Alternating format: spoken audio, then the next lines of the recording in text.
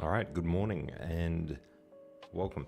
Today we'll be going over some rapid games, but first, before we do, I'm actually going to review one of the games that I played in a club game last night.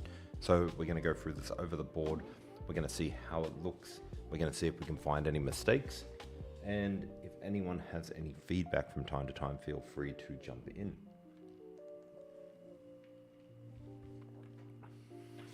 Now, this game started with d4. Now, I was quite happy to see d4 because I'm not the strongest King's Indian defense player, but I do like to go for the King's Indian defense from time to time. So to see d4 made me a little bit happier than seeing e4, which I've been struggling with a little bit lately.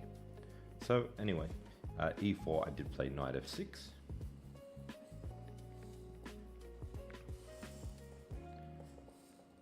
And then my opponent played bishop b4. Now here, to me, signals the London system.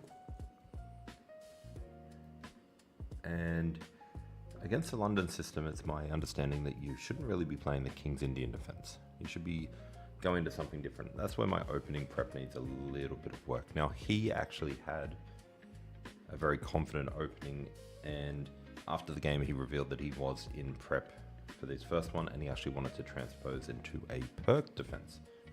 So bishop d4, g6.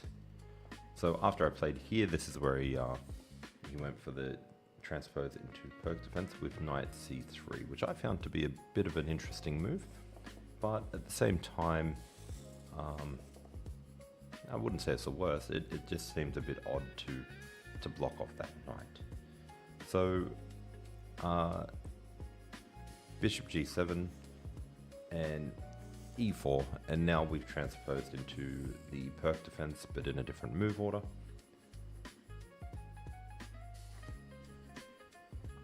Donut, yeah, sure. If you want to send me the link, you can send it to me on chess.com or Chess. Both usernames are Wiggy, WHIGGI, but I would prefer it be sent on chess.com, and I can have a look at the game after this one. So he goes here, and now obviously I've got to stop this move from attacking my knight. So now we've transposed into the perk defense, which is an opening I gave up playing years ago because I would always... Oh.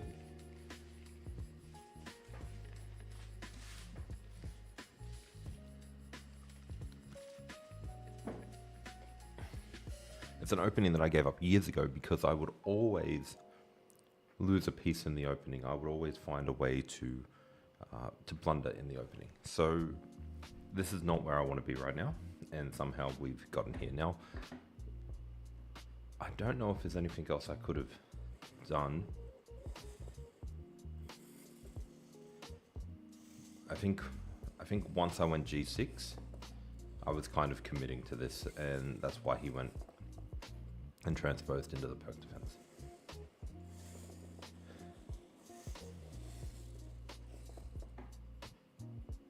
Now queen d2 signals that he wants to castle and wants to put his bishop over here, and these are fine, and thank you for the likes. Guys, I am reviewing a club game from last night, so feel free to jump in with any comments at all. If you disagree with my moves or you disagree with my mindset, please let me know. Now, I know that he's going over here for castling, and I know that he wants to put the bishop here to take away my good bishop. Both are fine options, and I know that's going to happen. So I go for the sort of a check perk, but I'm not really looking at it as it's a check perk, but more because I know he's attacking over here and he's castling over here. Just send me a message on chess.com and just include the name of your opponent, and I can have a look. If it was a recent game, I'll be able to find it pretty quick. So the reason for this push, two reasons. One, to get the queen out. Two, you get the pawn up. Now if I can get the pawn up and then up, it can attack the knight, and then I can take that pawn. So that's the reason here. He's going for a queenside castle kingside attack. I'm going for a queenside attack. So that was move 5. And he goes bishop h6. I don't really see any point not to take the bishop. Defending wouldn't be good, so I take. He takes, and now his queen's a little bit out of play.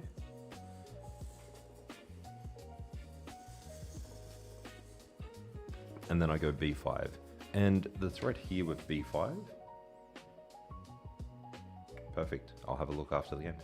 And the point here with b5 is if I had another move, I would move up and attack the knight, and then the knight would have to move somewhere, and then I could take the pawn. Now that does come with the downside of he can attack my rook, so my rook would come over here and he goes here, but I think taking the center pawn for a side pawn is in my favor. Now of course I'm not relying on this move. If I had another move, that would be it, but obviously he gets a move, and move 7, move 8, he plays e5.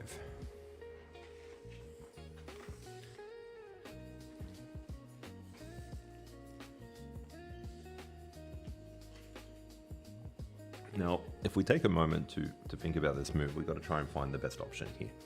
And this is where I stopped playing the perk, because I never seem to find the best option. Now, I didn't look far enough ahead in this position. I gave it a little bit of thought. Push pawn. If we push pawn, they take our knight. So we don't want to push the pawn. This is 1700 FIDE. 1700 FIDE. So I am 1680 FIDE. He is about 1650 FIDE. So I'm rounding us both up. I'm going to be generous to myself.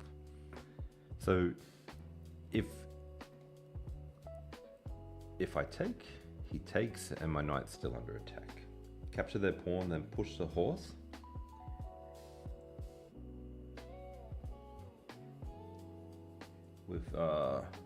With which threat?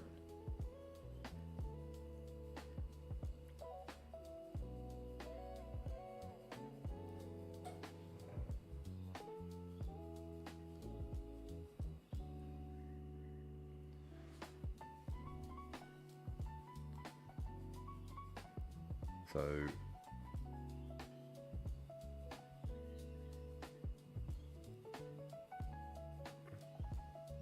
no. So the problem is you capture with the pawn, they're going to capture back.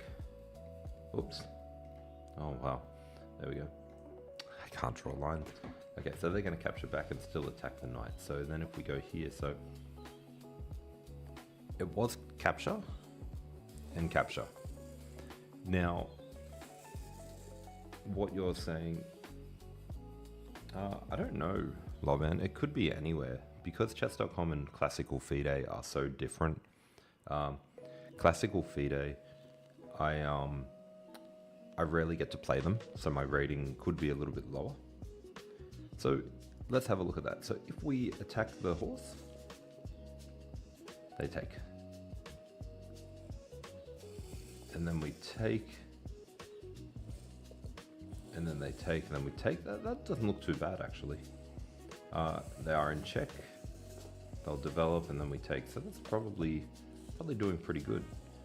So let's go back.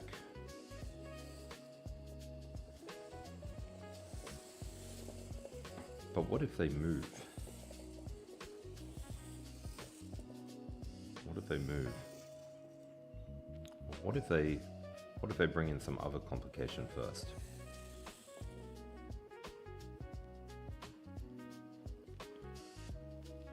So it's an interesting idea, but it feels a bit too aggressive and not in my style. Now, what I should have done, I think, is go here, but then he's got this pawn here. I go across and then he takes the pawn, so I still lose a pawn. So what I came up with was knight to here. And let's see if we can identify if this is a good move or a bad move.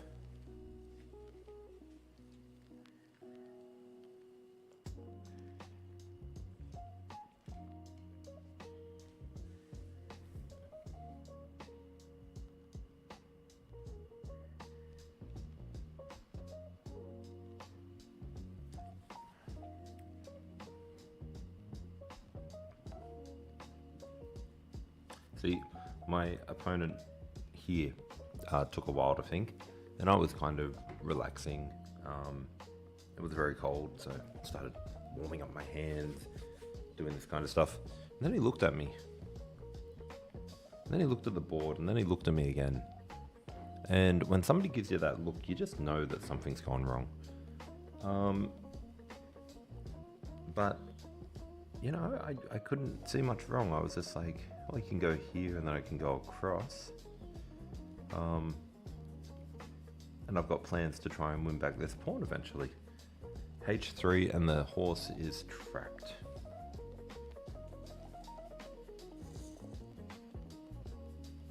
Pawn F3, king takes E5. Oh, knight takes E5. And then queen G7. Yeah, that's an interesting one too. So if he goes here, I'm going here. And then I'm coming back, and then I'm attacking the queen that way. So that wouldn't be a great move for him. And also, oh, I'm not going here because I got that. So what I got?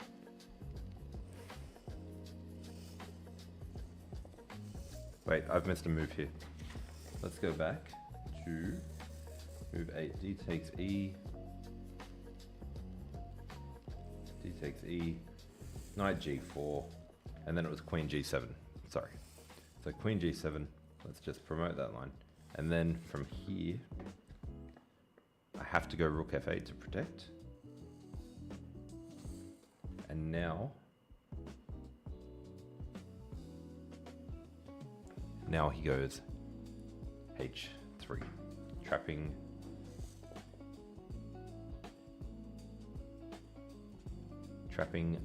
the knight. So the little problem here is that whenever I play the perk defense, I always run into challenges like this. So not good, not good. So the question now is, am I in trouble?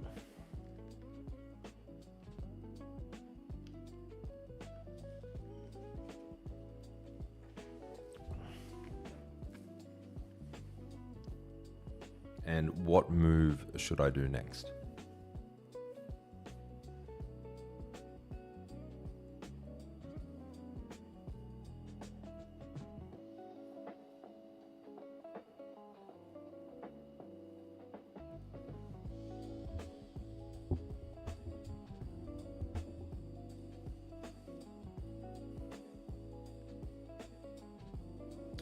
No, we're not going to go horse back to f6 because that would just lose the knight and help his pawn get to a better position.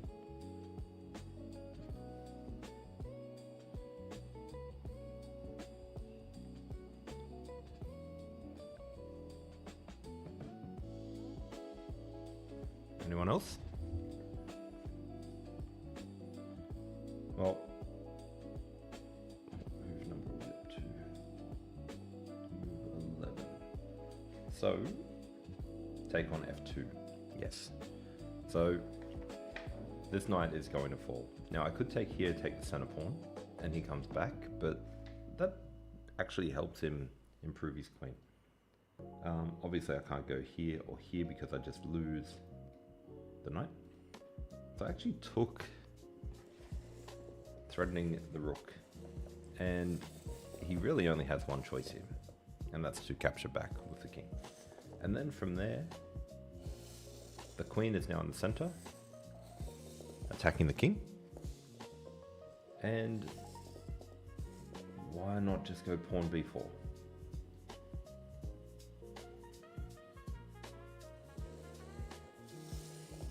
Pawn b4, knight moves, and the knight is still under attack. Pawn b4 is now a target on its own, and I think, you know, why do an empty attack when we could just move them out of the way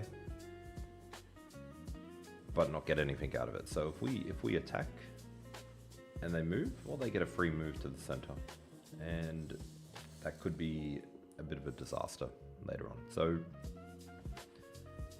by moving forward, we've got a pawn that just is going to need help eventually. We don't have a dark squared bishop to help us, so we've got to use another piece to get there.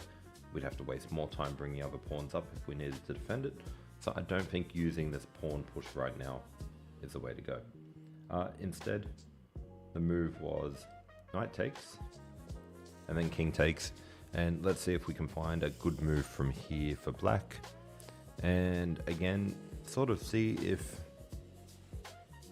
white or black is winning. Now, white is up a knight for a pawn.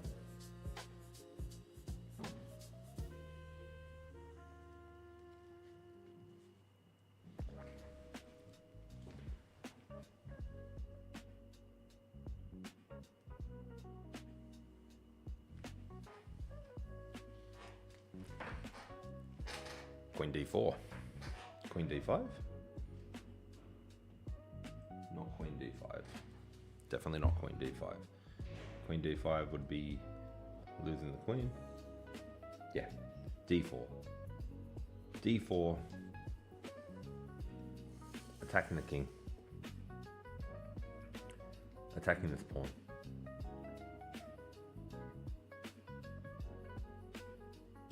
So right now I'm feeling pretty good about this game. Even though I'm down a knight, we have to notice that this rook's not developed, this knight's not developed, this bishop's not developed, the king can't castle, he's in the center of the board, and this rook over here is a little bit out of play, but he can still come in and make some action, so he's not doing too bad, but it's here. And now, how does white get out of check? That's the next question.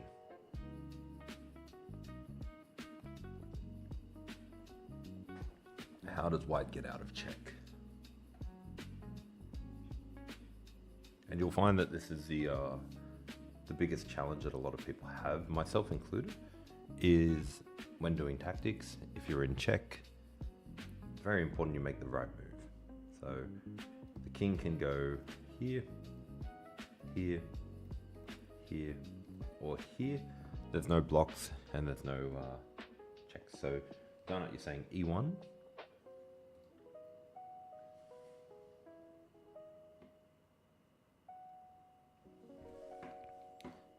Guys, if you're just joining us, we're doing a review of last night's tournament game.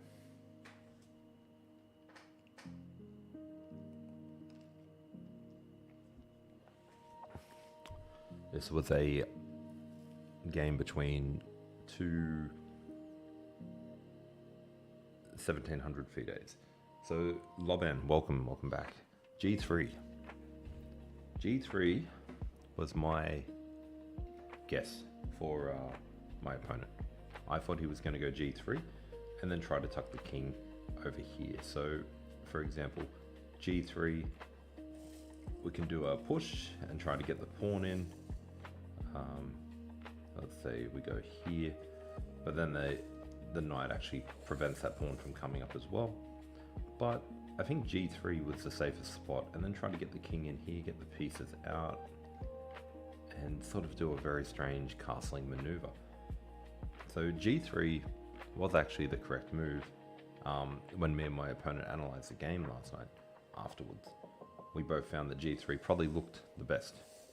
Now he actually went E1.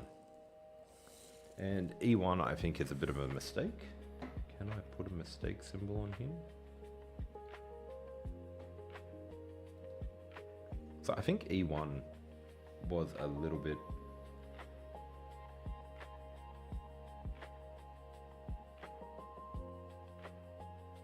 Yeah, I think E1 was a little bit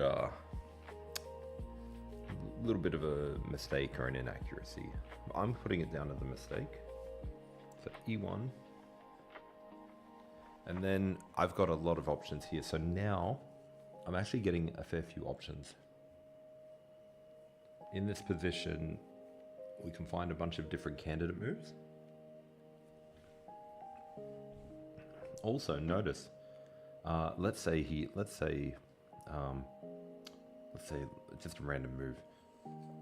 If he ever takes this pawn, he's actually in trouble. Check. And then trap the queen. So, even though I'm down a knight for a pawn, I'm not completely lost. I do have little options. Of course, I didn't do this move, but that was just to show the example. So, B4, Loben, I don't think you were here earlier when we talked about B4. B4 was definitely an option I had. Now, B4, if he goes here, I'm going to start gaining back material. Something like that, for example. And I'm pretty happy with that. Now it's one knight for 3 pawns, so it's not too bad. I still have the right to castle, he does not, because he's already moved his king. So that was one move. He could have also gone here to defend, but I think B4 was a good option.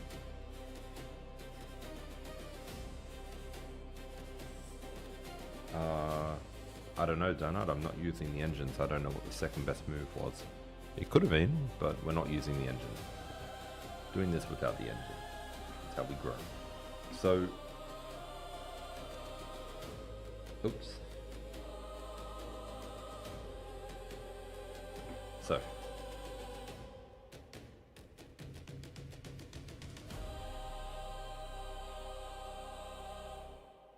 knight a4, b3, so push, knight a4, and then b3.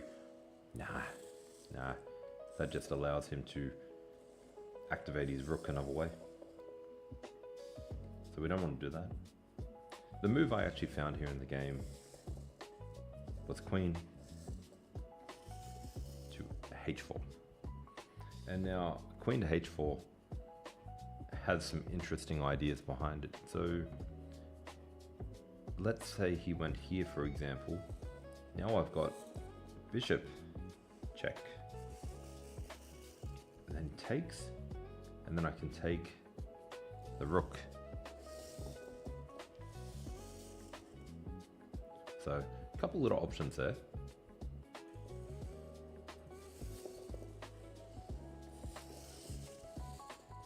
Now again, I put him in a position where he's only got king moves, because this block doesn't do anything.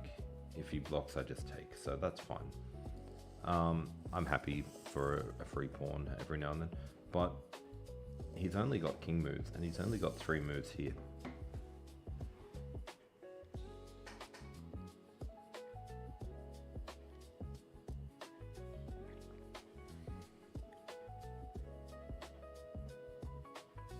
Don't be using the engine, alright?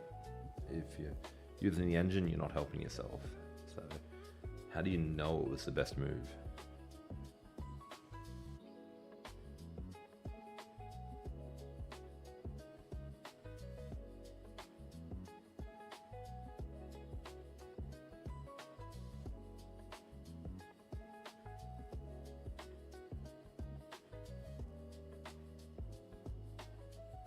Because an argument could be had for all of these squares.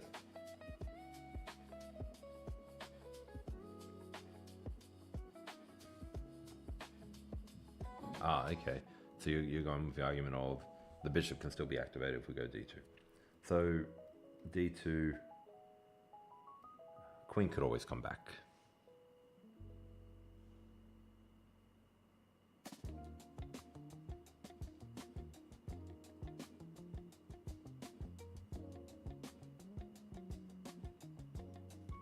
So definitely some arguments for each move. I think it needs to be one of these two, because this rook over here was his only good piece earlier, and now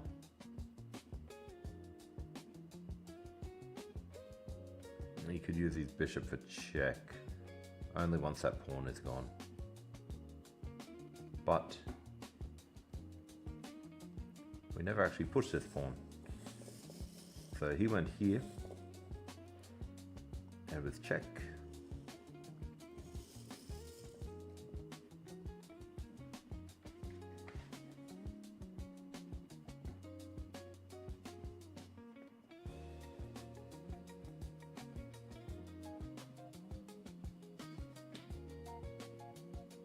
Our bishop, yeah, our bishop, but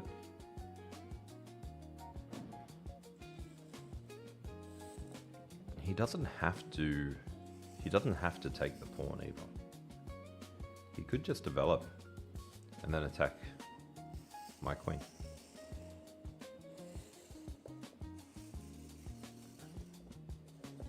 And another piece comes off the board, and with every piece coming off the board, he's going to feel a little bit more comfortable. Now he even has knight takes, pawn takes, bishop takes, king here, and then even activate the rook, take the rook over here. So what I don't want to do is let him out. So king e2 didn't happen. It was actually king e1. Let's promote this, make this the main line. There we go. So king e1. And what's our next move?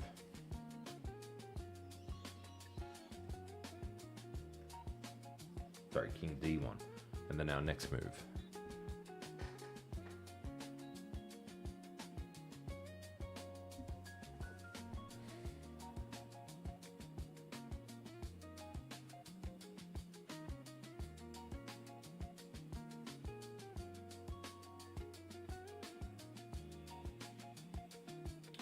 Brian, welcome. Queen d5. Queen d5. We're kind of going back and forth now. It's definitely a move. It's definitely a move. But the problem is I'm down a knight for a pawn. And I need to activate. Yeah, so you're going with a bit of hope chess that he goes here and then here and then here, and it's GG. But queen d4, what if he goes here? And suddenly you're out of checks and he's developed a piece.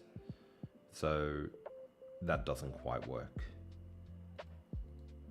So this move, if he moves his king, it's good, but if he moves his bishop, suddenly it's bad. Then b4, then bishop a5.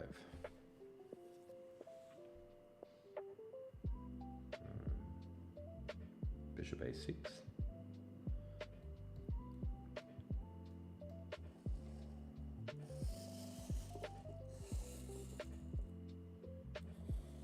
Bishop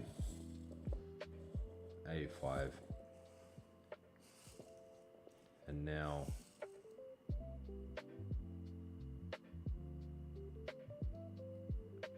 I mean, he could even just bring his queen back and get ready to come back and defend. He could bring his king up as well. I think bringing the queen back, bishop takes, pawn takes, queen takes, and I think white is still keeping that advantage. So we had to look at,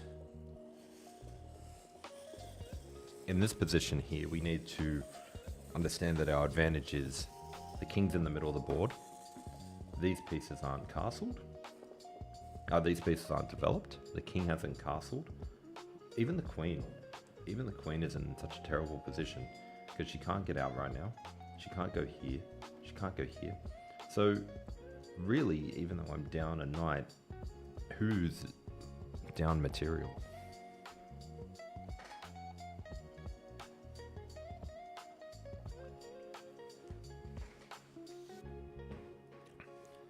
Guys, welcome if you're joining us. I'm just doing a game review of last night's tournament match. I will be streaming every day at these times, so make sure you hit follow. I do different things each day. The last couple of days I've been doing puzzles, tactics. Today doing game reviews. Queen f4. So Queen f4 doesn't really come with any sort of advantage. Queen f4 simply allows them to make a move. So let's have a look at bishop g4 now. So bishop g4, if they take, we take, and this is looking pretty good. But bishop g4, and now they could do some sort of developing move. And we don't really want them to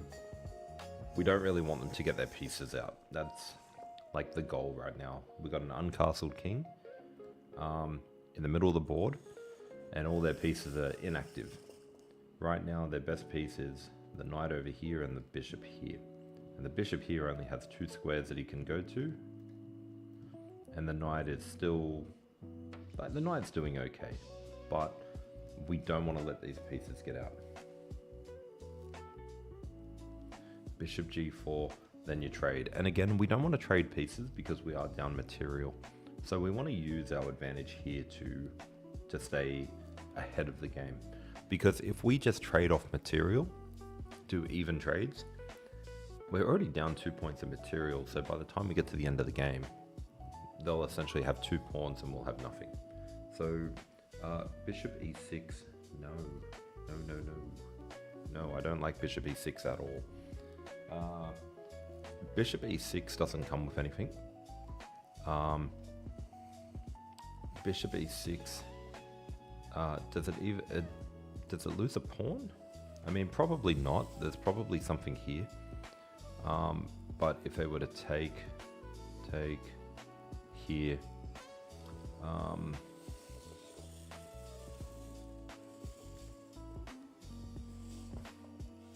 so white actually lost a point of material there. So, but no, this was not on my radar at all. It's an interesting move. Don't get me wrong. And I guess you could push the pawn here, and then suddenly the queen is trapped for the rest of the game. But the problem is, my queen is busy defending that pawn. The bishop is defending here, and the king is defending here. I've got so many pieces trapping in one. It doesn't make sense. So bishop e6, I'm not really seeing a good idea here. But if you've got a good idea, a good reason behind it, I'd love to hear it. Push the pawn. So that was one of the candidate moves. Push the pawn. But again, I don't want to help them get out of this problem that they've created. Bishop e5.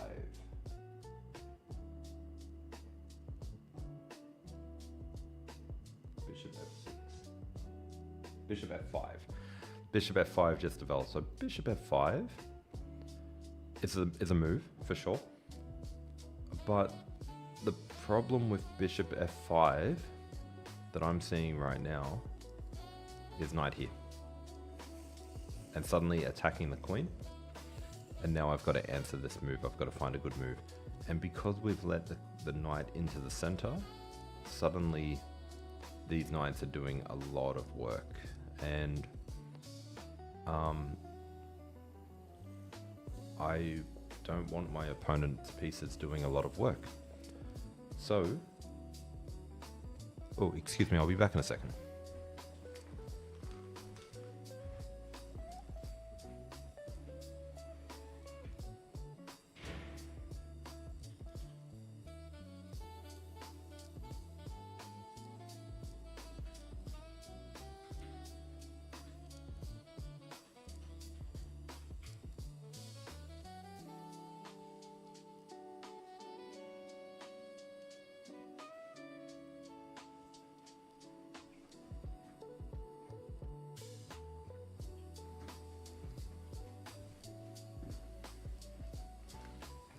All right, I'm back. Sorry about that. So I don't want to give them the opportunity to get their knight out if I can avoid it. So I think no one's mentioned it yet. Bishop g4, and if he takes, you get a rook. Yes. So bishop g4. You take, he gets a rook. BBB, welcome. And if he takes, you get a rook, and that's cool. But what if he doesn't take? And also, what if the knight comes back here? Now the queen is looking pretty sad over here. Now, if he takes, that's great. We get the rook back, and we're actually even on materials. So I've got a little bit of an imbalance there. Probably happier to be black here, but the problem is he doesn't have to take. He doesn't have to take, and he could get some sort of piece out here. There we go. Theo, welcome. The move that I played in the game was queen to f2.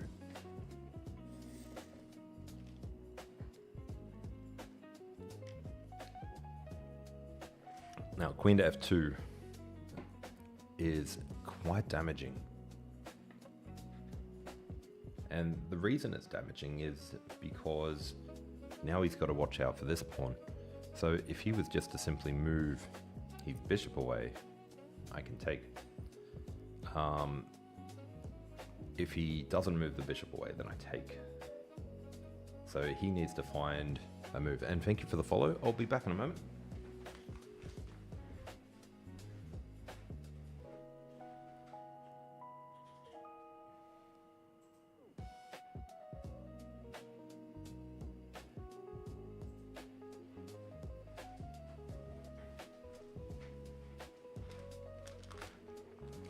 I didn't have my alerts on, so maybe they should work now. If somebody wants to test out my likes by my alerts by spamming likes, or somebody wants to follow, please feel free, and we'll see if that's working now.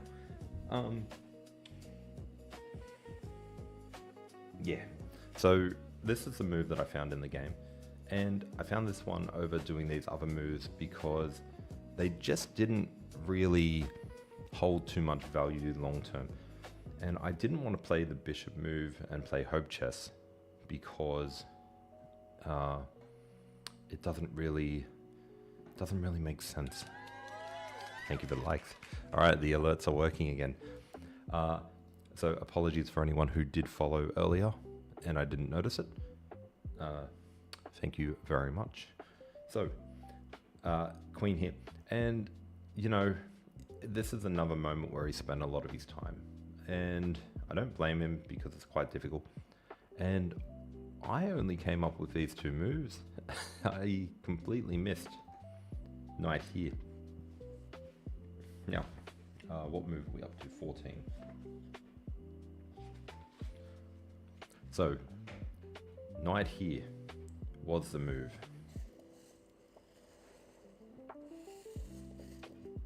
Had he have gone bishop, let's say here, I'm not sure if I would have taken this pawn or not.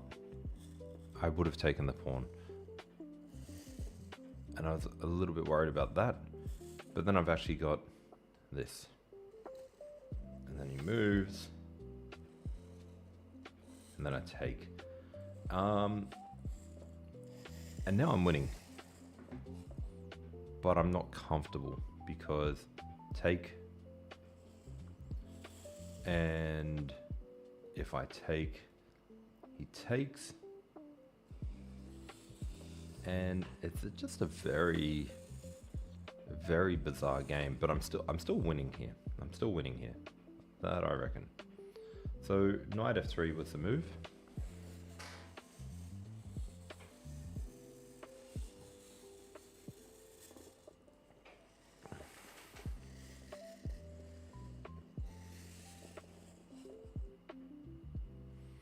And again, he's in a lot of trouble here. So all I need to do is continue this pressure. h5. h5 donut. That's a bit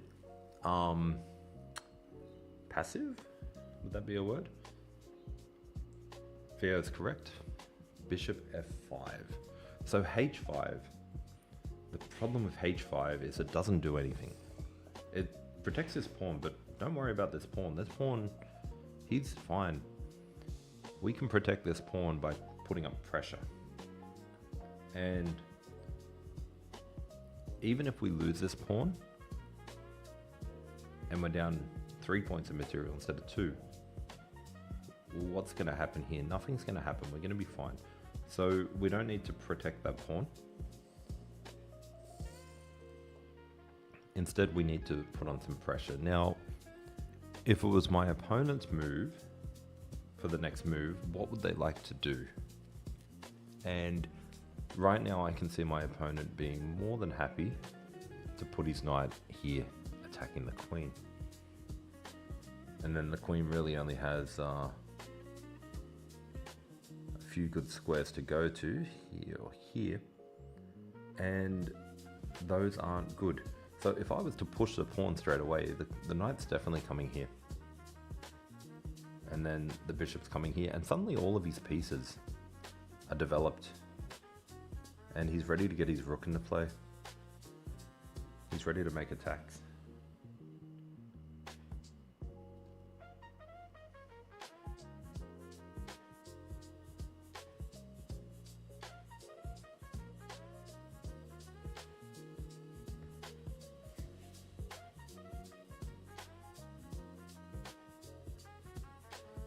Sure. You want to see how the knight moves. So, if you see this knight, the pieces move out of the way, and then the knight will come through. And then we want to get it out again. The pieces will move out of the way, and then the knight will turn and walk through.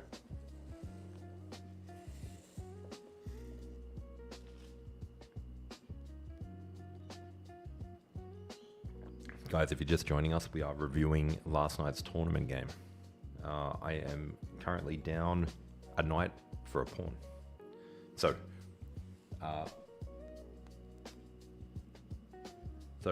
the bishop to f5 does two really cool ideas.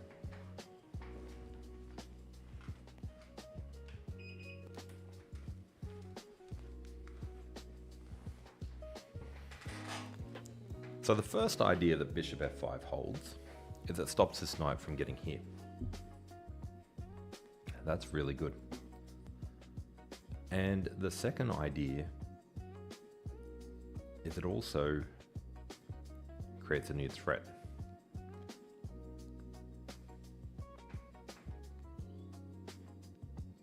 So let me just double check that I've got the move order correct. So 15, knight f3, bishop f5 was the next move. And the question is, what about queen to h6 now? And that's why bishop f5 was so powerful, because we've got two pieces attacking this pawn. So, thank you for the likes. So, we've got two pieces attacking the pawn. Yes, queen h6 is a move, but it's just one move too late. But it could actually be the correct move. Thank you for the follow, and thank you for the likes. So it could actually be the right move, even though it loses a pawn. Remember, the white is up 2 points of material, so they can give a little back, and they probably should give a little back. But yeah, it's that's not the move he played. So bishop f5, and then let's say he blocked with the bishop. Well, the problem here now is we can take this pawn. So if he blocks,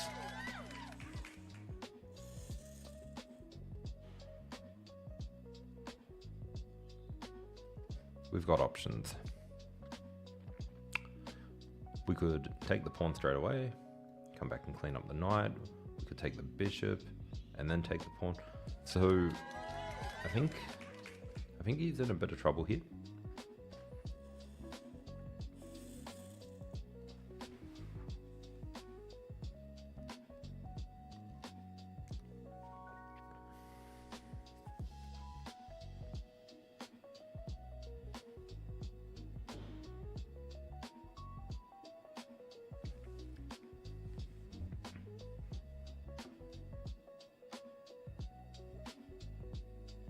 Queen takes g2.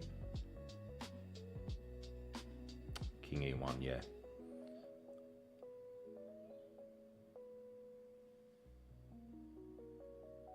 So you're saying bishop here, take, queen takes g2, bishop here, and then queen takes a rook. Or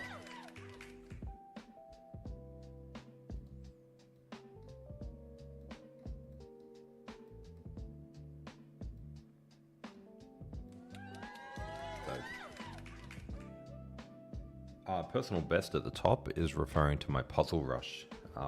We got 60 on the PB. I do a lot of puzzle rush on stream. I will remove that eventually. But yeah, that's what the puzzle rush personal best is, 60. I do puzzle rush on Monday, but I might actually upgrade that to puzzle streak on Lead Chess.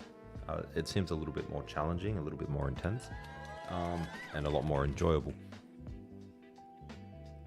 My ELO, I'm inactive on FIDE, so just got back into it now. So I'm currently grinding around 1680, actually going up to 1690, I think, when the ratings update. So I'm not getting many games in there. And chess.com, I'm around 1750, but again, need to play more games.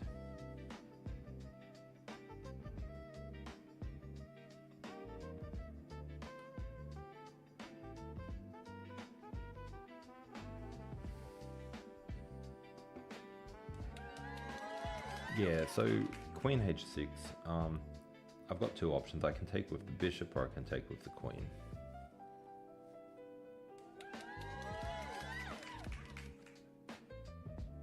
But yeah, I think h6 is the answer here.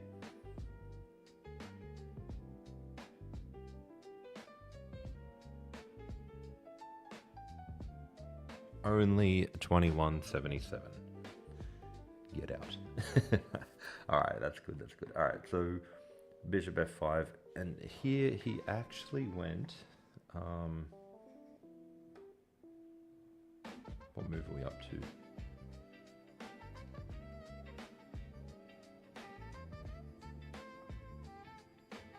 to? DH Germany, welcome. How are you? We're reviewing last night's tournament game.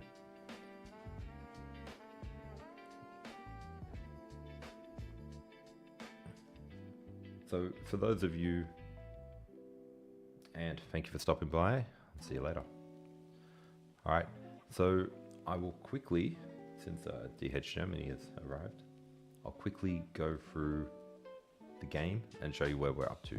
So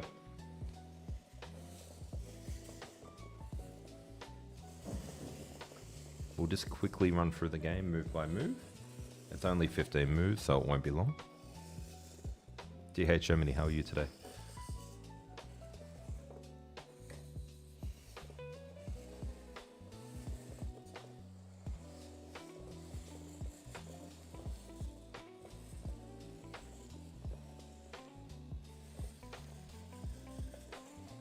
All right, so the game started off what I thought would be a King's Indian defense, which I'm happy with. And then he went bishop to f4.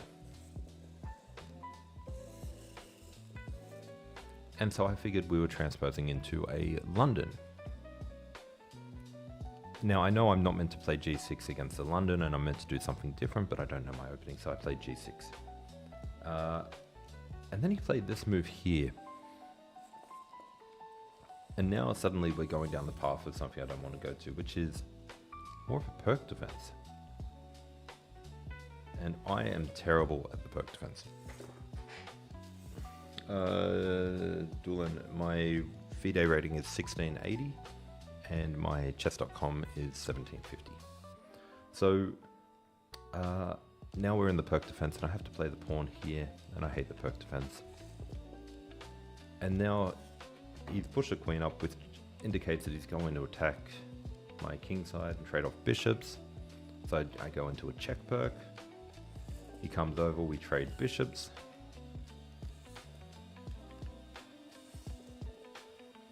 And then he takes.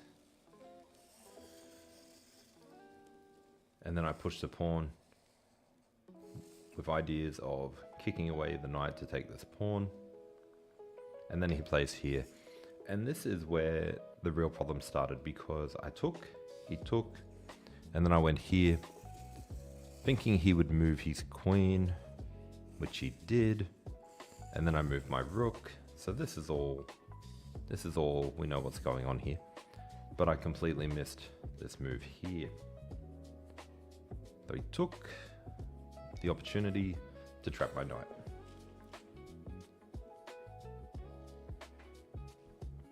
So no good on this one. Only good option is to give up my knight and then use my queen to get into the center. And then he went here, which I think is a mistake. That's why I've marked it. And now here we are. And we're in a position where even though I'm down a knight,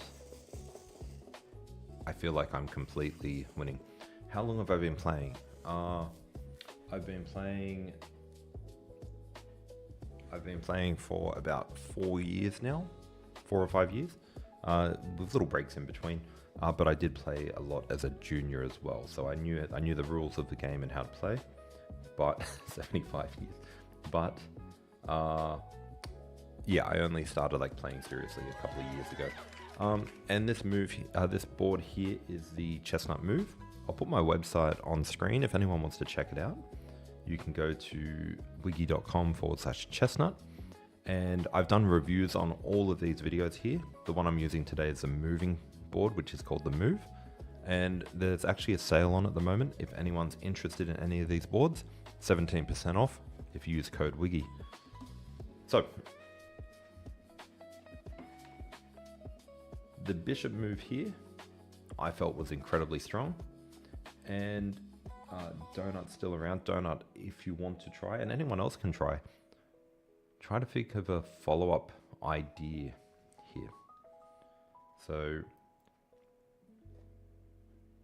this move, it actually had 3 ideas behind it. Idea 1 was to stop the knight from getting here.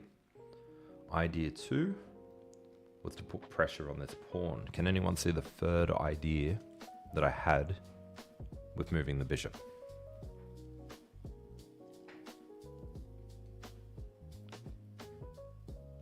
I have initiative, yeah.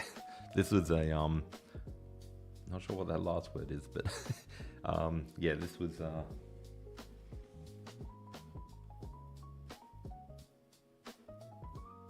how do you charge the individual pieces? There's a little charging dock on here. So you can actually put all the pieces in and charge them, USB-C. And I guess you could put 1 or 2 pieces in if you needed to charge 1 or 2 pieces.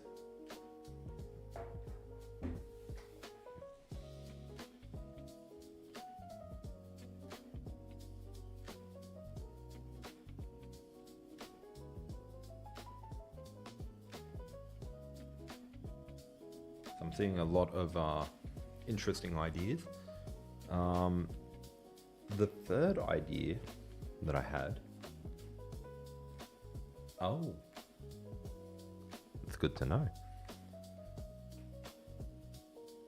So we're looking at sacking the bishop and taking the knight. No.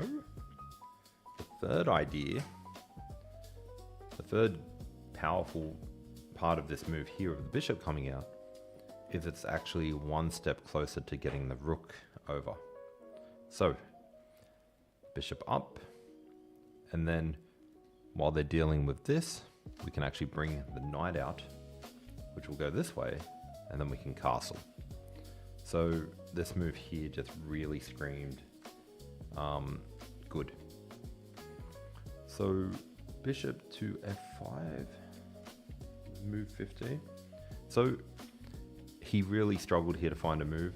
I think queen to h6 is actually the move, and just give up a pawn. If I take with the bishop, the king might be able to run that way. Hello, my rating is 1680 FIDE.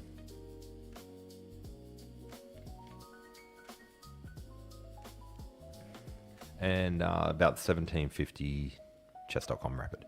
But I do need to play more games to find out what my rating really is, because I don't think it's around 1750. I think I can do better. And FIDE is very inactive. This game that I'm playing today, or this game that I'm showing today, was played last night, is in a tournament against 24 other 1650, 1700 FIDE players.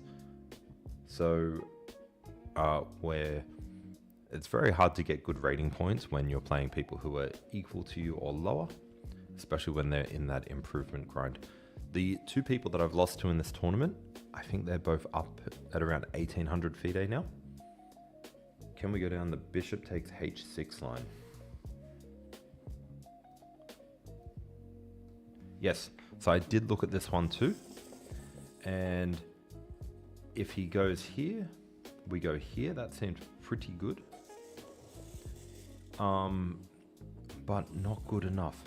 Now, if he goes here, we go here, and this just feels amazing. So that was good too. I did explore these in the game. The tournament's still going. Next week it's the final round. I'm currently coming 4th. And if I win next week, and the two people who are coming first both lose, then I will come equal first. Actually, no, sorry, I'm coming third. I'm coming third place. The only two people I've lost to are the people who are leading the tournament. And yeah, so it's now that seemed good, but there was a problem here. He doesn't have to take.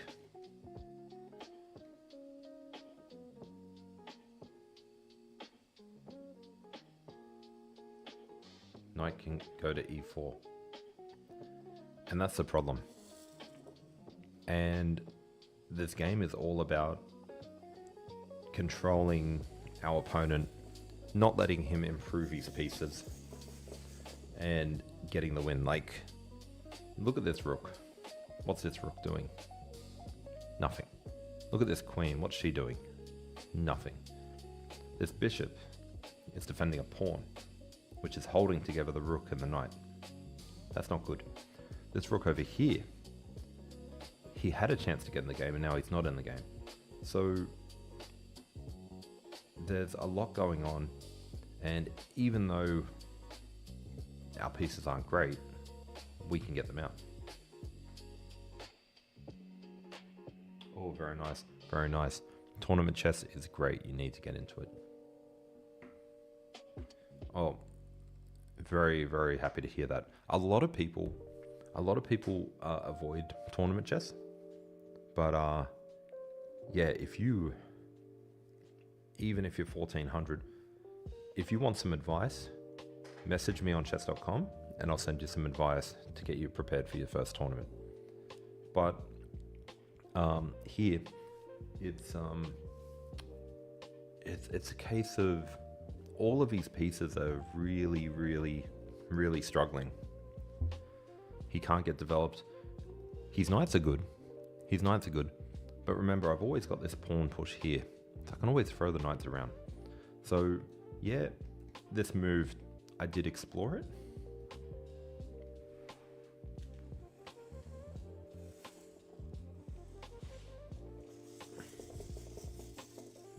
800 rapid after 10 days is very good. Don't listen to what anyone says. If you're 800 rapid, I think you're in the top 50% of players on chess.com. So I wouldn't be worried about being 800 rapid. especially for 10 days. So knight e4, yeah, knight e4. It gives them a problem. And then we got to move. And where do we move? Because suddenly all the knights are doing a lot of work. So we can really only go here. And then they take, and you lose the bishop. So even though it looked good, I think this move here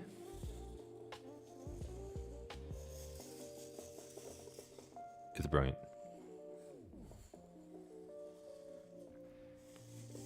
Well, yeah, if you're playing as 600 or 700 blitz, then you need to stop playing blitz.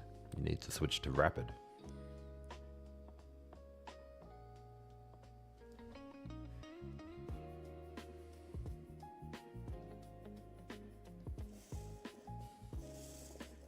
Okay, so the knight is hanging. That's true.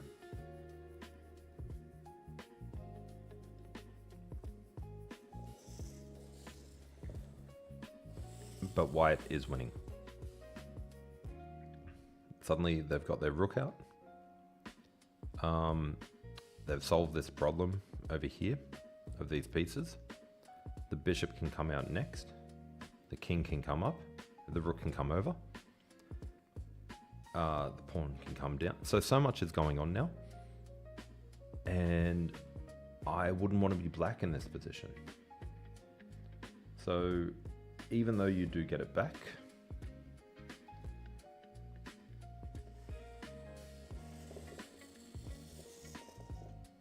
even knight here, even bishop here first, attack on the queen, and then the king comes out. Yeah, so because I'm down in material, I just need to be ahead in the position.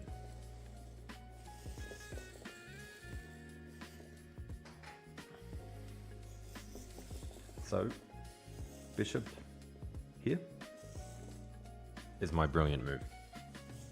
I don't know if it's not a brilliant move. It doesn't reach the definition of brilliant move, but it's my brilliant move, and I'm claiming it because it put him under a lot of pressure. And what happens when something's under pressure? It starts to crack. And he played knight to e2.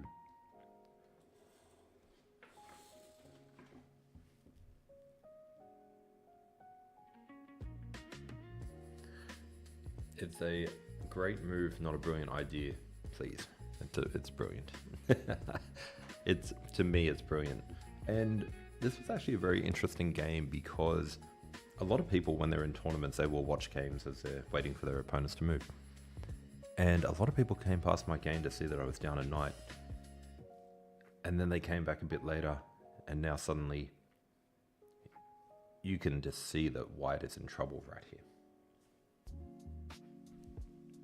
So, if we have a look at white, can't castle, king's in the center. This rook is not in the game. This bishop is busy defending a pawn to save the rook. This rook is not in the game. King's in the center. The only thing that's going on is the knights and their queen. Even their queen is in a bad position.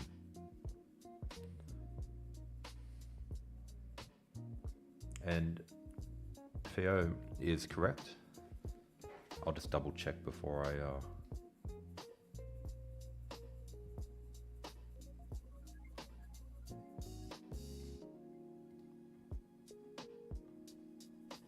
oops. I'll just double check before I make the move. What did I do? There we go. So knight e2 and then move 16, knight a6. I'm putting it there again. Brilliant move, brilliant move. Knight a6. And the reason is this rook needs to get in the game. This knight can come up and support that pawn attack. So a lot going on here. And I think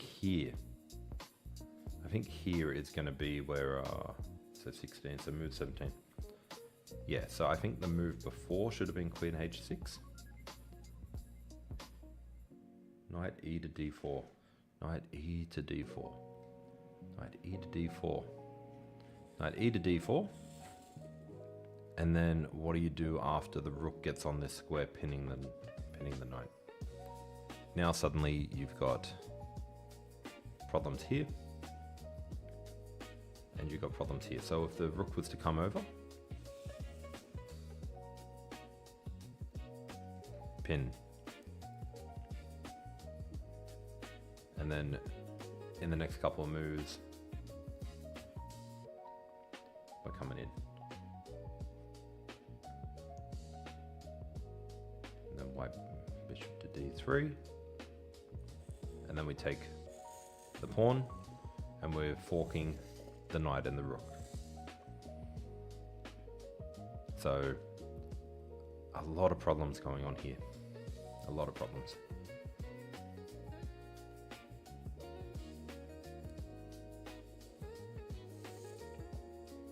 And then takes. Now we're attacking here, we're attacking here, we're attacking. So white would go c3. Let's have a look.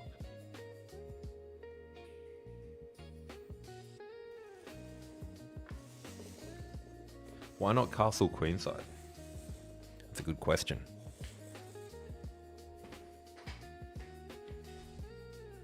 So he didn't go knight here. Instead, he went queen here. And the reason is because he knows he needs to bring his queen up to help defend. And the question is, why not castle queenside here? And I think there's an argument for both.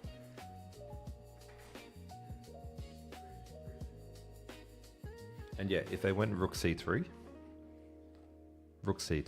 we've got c5, which would attack the knight as well.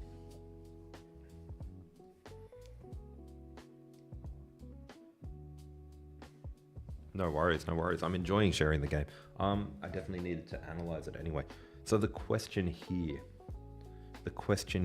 is, we need to bring the rook to d8. That's non-negotiable, that's happening. But do we castle or do we not castle?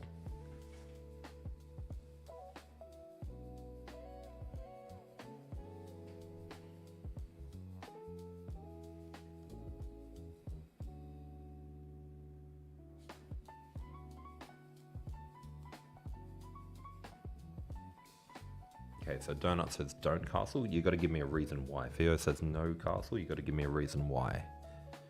We can't just. There's got to be a good pro and con for it.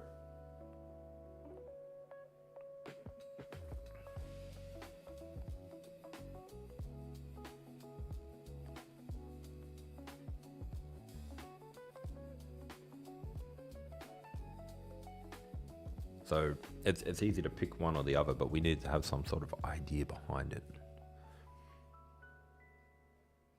G, welcome. Braden, welcome. Because the knight goes to d4. Yeah, that doesn't really make a difference if we castle or don't castle. The knight's going to d4. We still got the rook there, like.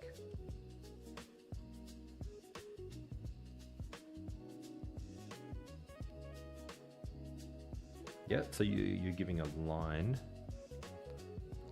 but what we're looking for is a reason why we should castle or we should just bring the rook there. So castling will have the king on this square and the rook on this square. Not castling will have the king on this square and the rook on this square.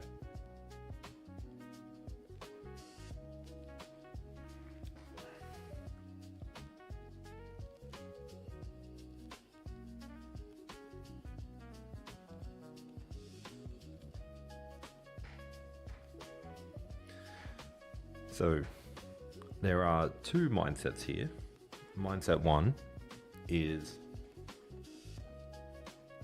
castle, and it will actually connect the rooks as well.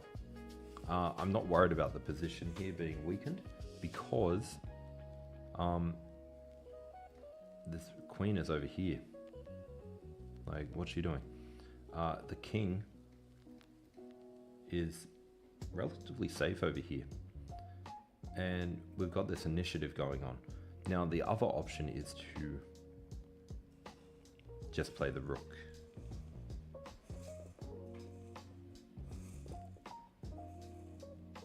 Correct, donut. So if we just play the rook here, the king is protecting the other rook. And that's important because if they are to block,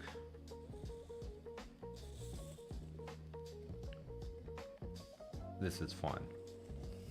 But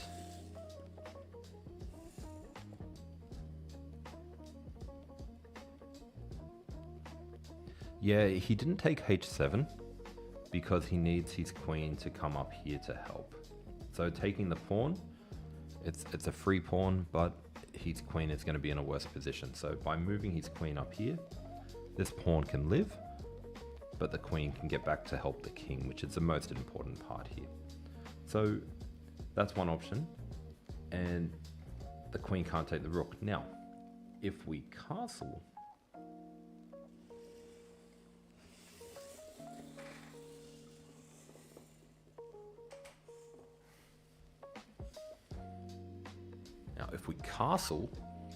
and they go here. Now, be mindful, they can't use this knight to go there. Yes, they can. So if they go here now, and we go up, they come back, they get a, they take, we take, so we're still good, and we'll get this rook out eventually. If they go here,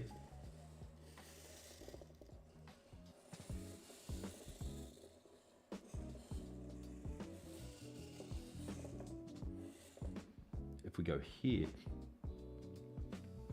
we actually have check, and if he takes with the queen, we've got check.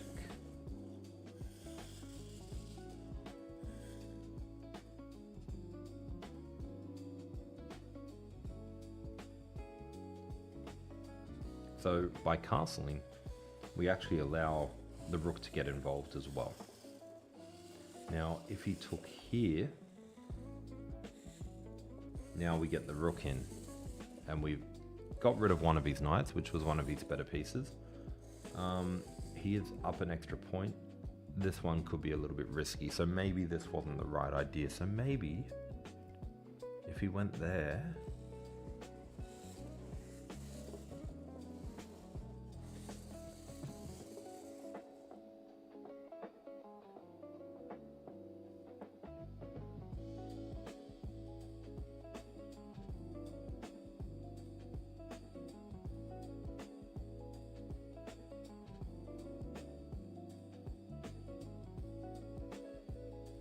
any move your battery with the rook and the queen. Oops. So what did he do in the game? Let's have a look. So knight e4 was not the move. So I went here and he went queen to h. 17, move 17, queen h6. Let's just promote that to the main line. Queen h6.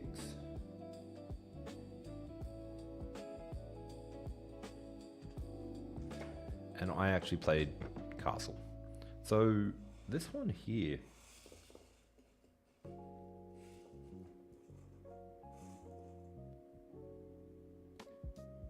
we'll put that down as an interesting move.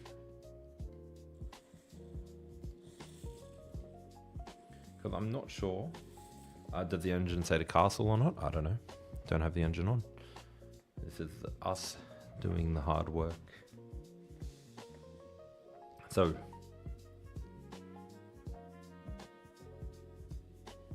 yeah, Don't be greedy. Tip of the day. If you were here for the beginning of the game, you would have seen that he went for a free knight essentially without developing his pieces, and that's something that we'll need to look through. Can you check what the engine says? No. We'll check after the game. So right now we're just reviewing, and then we'll go through and we'll check, because I actually don't have an engine on this study. So I will put it into a study and we can check the engine after. But right now, this is for us to figure out. And the question is castling good? And I think there's arguments for both, and I kind of like the castling, but it's the one move, and it's the one move that during the game, other than the knight move at the beginning, it's the one move that I feel like could have actually been the other way. But the other downside about bringing the rook here is this rook never gets into the game, and if he can activate his bishop and get on that diagonal later, that could be a problem too. So that's why I went with castling. And here, thank you for the likes. Here, I think he made a mistake again. So he actually went king to c1. And I think blocking with the knight would have been better. Now he can't move this knight anymore because we go in here. And that's checkmate. So king c1, I'm putting that down as a mistake. I feel like that was better. And then I went, what's my next move? What's my next move? Dylan got it correct. Knight to b4. Bringing the final piece in. There's more pressure going on here. I've even got knight takes pawn, attacking the rook, and if the rook moves, we've got discovered attacks going on. Bringing the knight here to block the queen seemed very good, but maybe, I'm not sure. And additionally, I had bishop here. Simply bring the rook up for checkmate. Now, I did see some ways around this during the game, but knight b4 was definitely the move. And I'm happy with that move. I think that was a good one. So knight b4. And then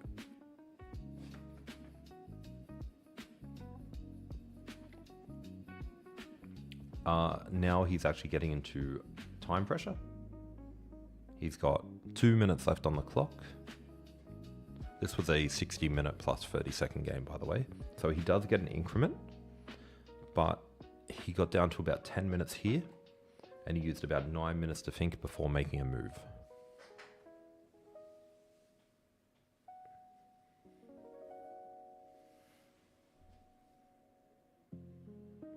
Yeah, the engine can be very unforgiving. So we will check the engine after. So it is Queen f4.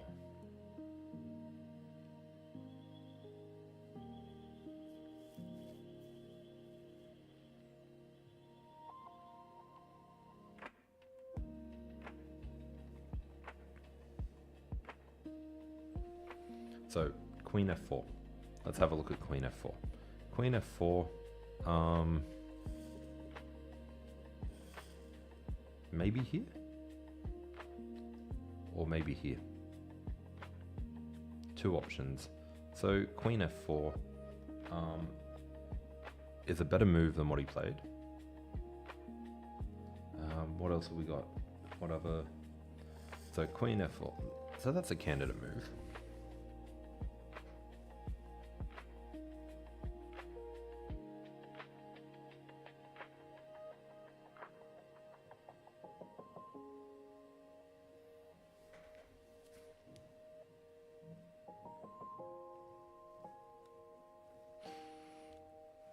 So there's some serious threats going on here.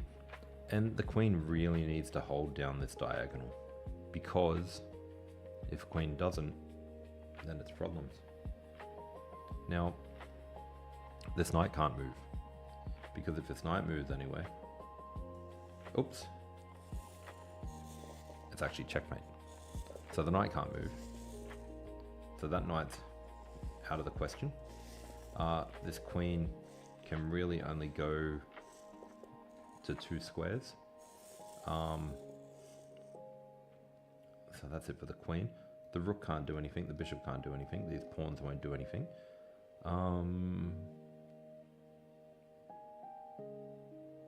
Maybe knight here is now the move.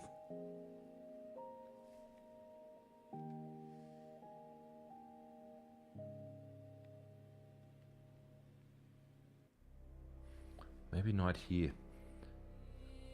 I think knight here might have been the move, because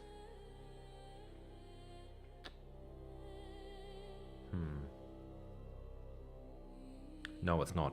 So knight here runs into the same problem. Knight, rook takes, and if he takes back, then it's checkmate. So rook takes, queen takes. We don't even need to block here.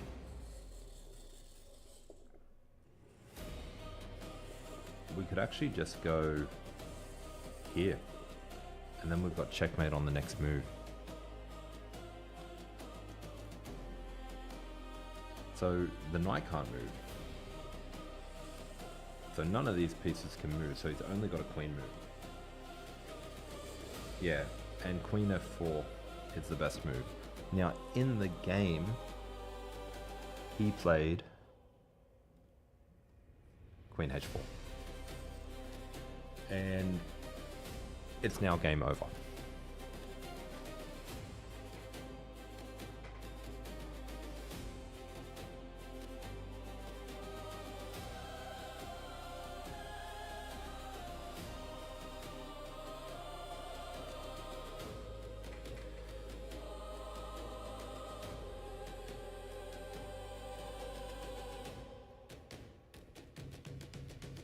No, not queen takes e7. Definitely not queen takes e7.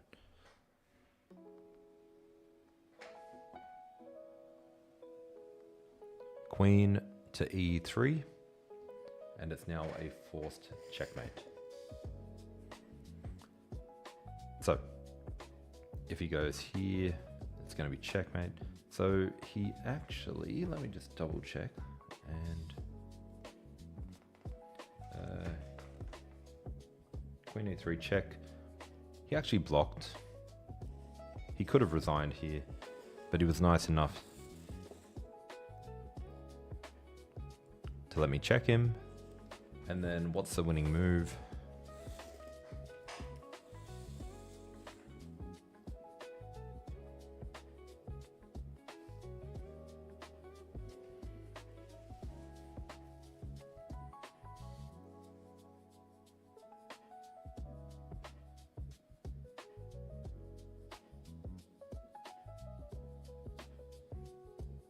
The winning move is not queen takes c2.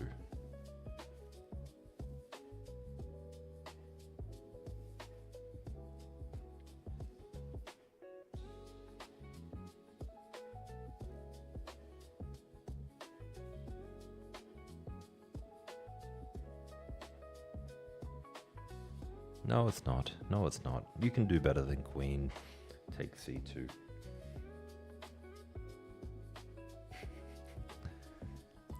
It is bishop takes c2. If you can checkmate with a bishop, you are taking that checkmate. So that was a good game. Yeah, they're both checkmate. I'm only mucking around. So bishop takes, just a little bit more stylish. I had to do it. But yeah, no, it was a really fun game. We will load it into the engine. So let me see if I can turn the engine on for this study. How do I do that?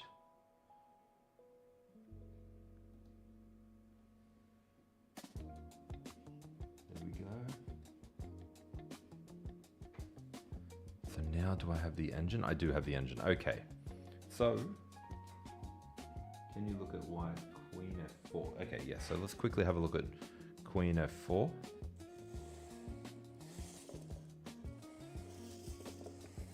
So Queen f4.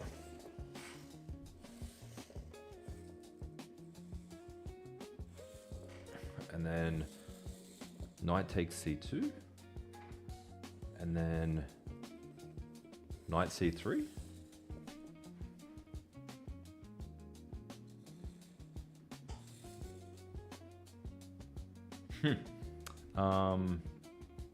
Straight away I'm looking at that, but it comes with that one. So what I was looking at was that king takes, oops, king takes, and then check, king goes back, and then queen goes over.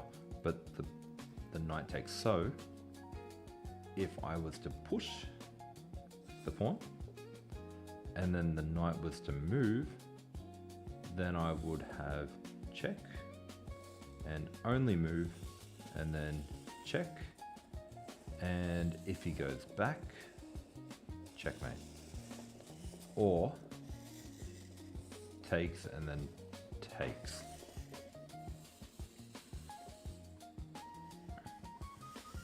And it's pretty much still game over. So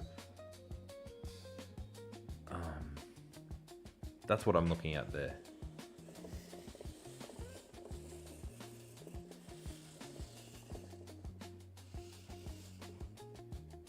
You know what, DH? I actually felt a lot better because I've been doing a lot of, even though they're puzzle rushes, I've been doing a lot of calculation training, and it just helps you so much in the game. So Donut, we will review your game in a moment. I'm just going to quickly do the engine view of this one. So let's go back to the very beginning. And by the way, guys, if you're new to the game, this is how you should be analyzing.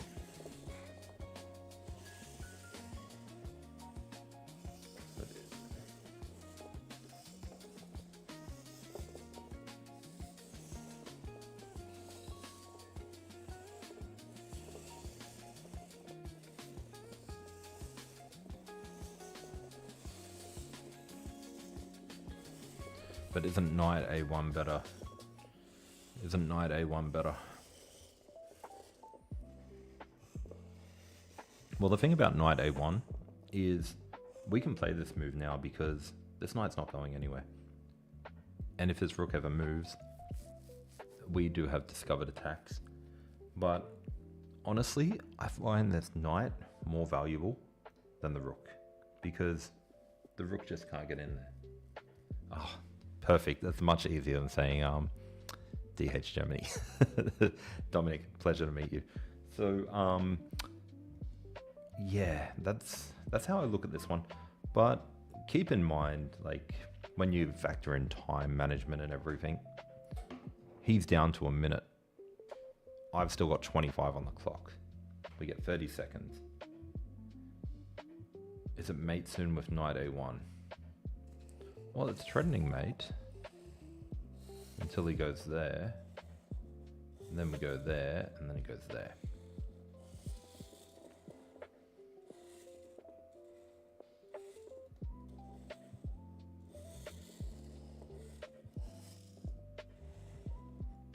So it's not mate, but it's just winning. And this is a blunder. So yeah, would I have played that in the game? I don't know. I got 25 minutes, but yeah, I didn't see that one. So I think had I have been looking in the game, I definitely would have done that blunder check, and I would have been fine. So let's go back to the beginning of the game and let's quickly check through everything. So the first question we have is, did I ruin the opening?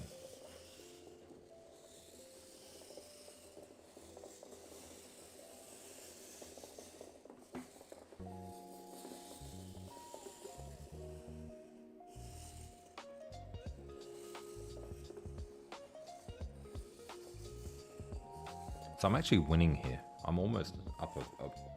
I'm up over half a pawn. So that's correct. That's all correct. And this was a good move. So that's good.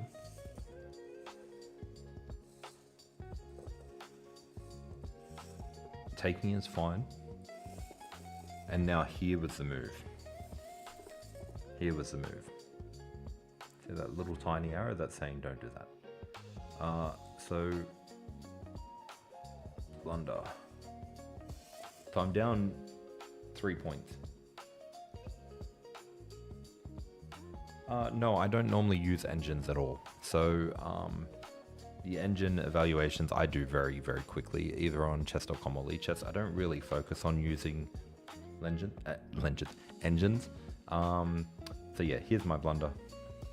Move 9. Correct move should have been here. And I'm actually just winning. So 4 points of material.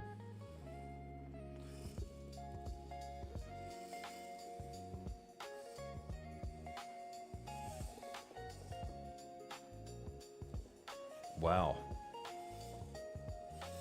My move was not even on the top 5.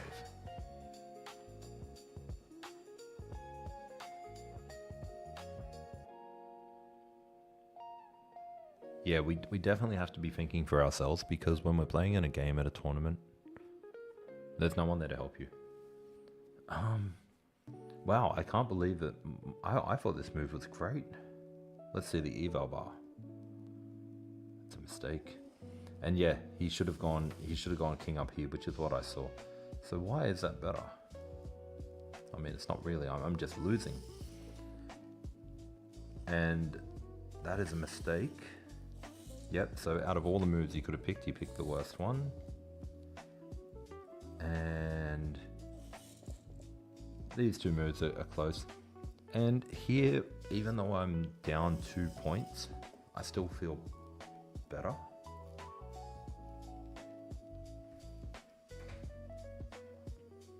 Yeah, Bruder, I'm also 1680 on FIDE. Well, 1690 now, and thank you for the follow. And on chess.com, I'm 1740, and you know I've been losing the 1200s lately, so it's tough. It's really tough. And I've played games where 1400s have just played perfectly the whole time, and it's disappointing. Now, Queen F2, yep.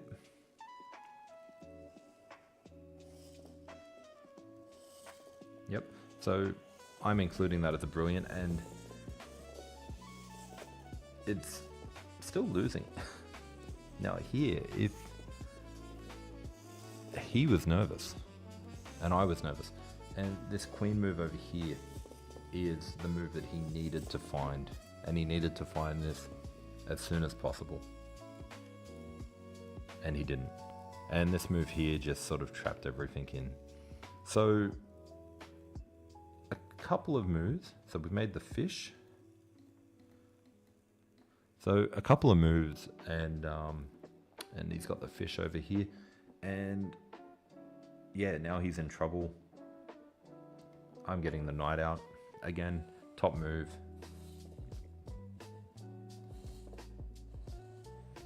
And now the queen comes over, and it's minus 3.5. So what a turn! What a turn! And yeah, this was another mistake. Now, let's have a look. This was the question here. Okay, so castling was the best move.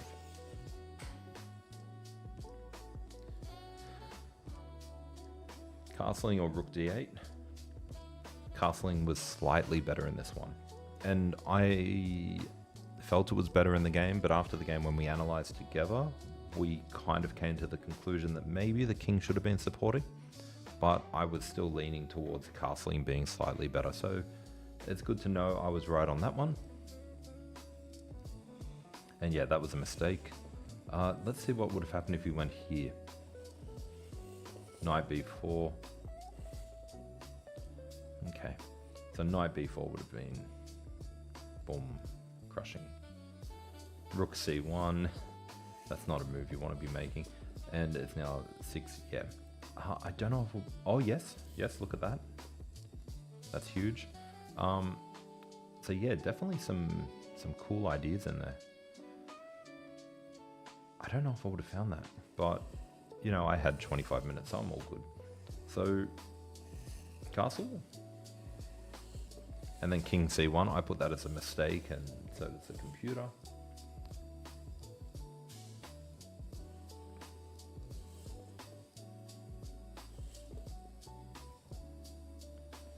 And then yeah, it's just checkmate in 3 from here. So that was a blunder. And the best move was actually the pawns. I mean, it's still losing, still minus 5.2. So definitely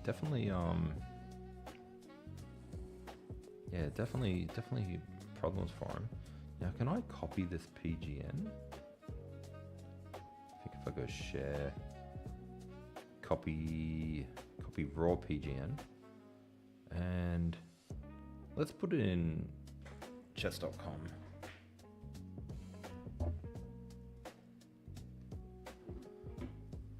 Or let's load PGN. Okay, so let's try and guess the accuracy. I think I only made 2 bad moves. 2 bad moves, but it was a very short game as well. So 2 bad moves. That's already 10% down there. So I'd say I'd be lucky to get an 83. 83, 85? 85. Let's go 88. 88 for me. And he did make a few questionable moves, a couple of blunders in there as well. I found the good move. 88 to 76 would be the accuracy I'm looking at here. Oh, okay, it gave me a 93%. Now you can't actually see this. Oh, yep, you can just barely see it.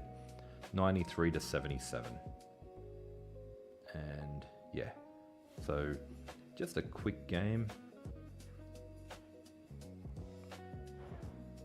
All right, let's go to chess.com.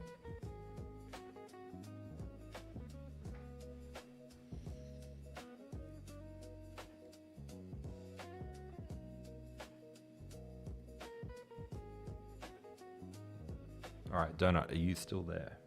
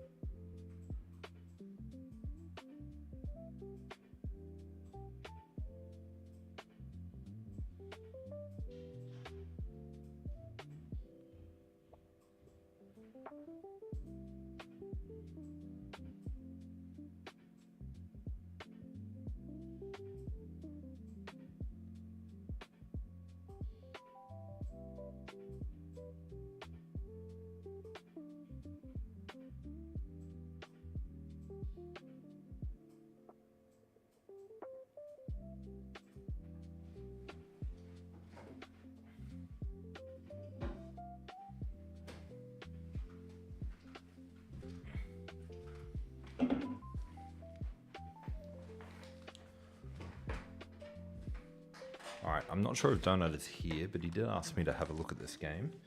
Now, it was a game that he won, so I'm not sure if we're going to get much instructional value out of it, but we'll have a look.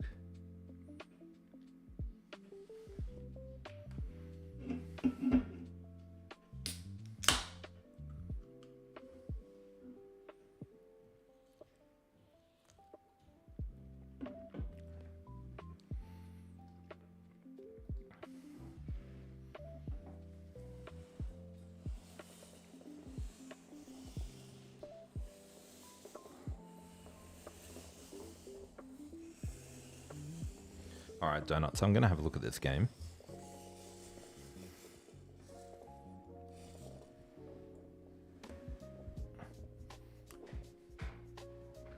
Is this the game that you were talking about?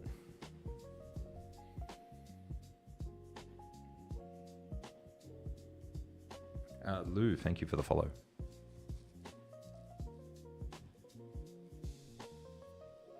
Okay, so I'm going to have a look at this game. I'm going to go through it from my point of view. Now, given that I don't play your openings, and I'm not very good at openings, it could be a little bit...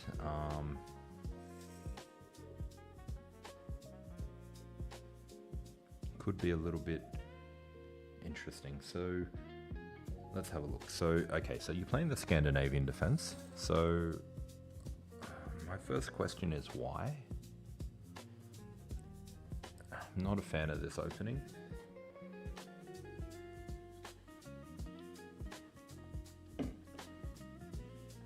It just, like, it's fine, but you're just gonna bring your queen out early probably.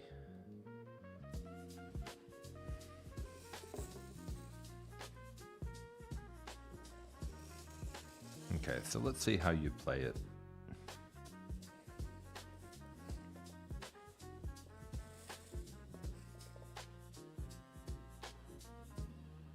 Okay. Okay, so that is how I would play it if I was to play this opening, which I will never play this opening. And then push the pawn and use the queen to come back here later if we need to.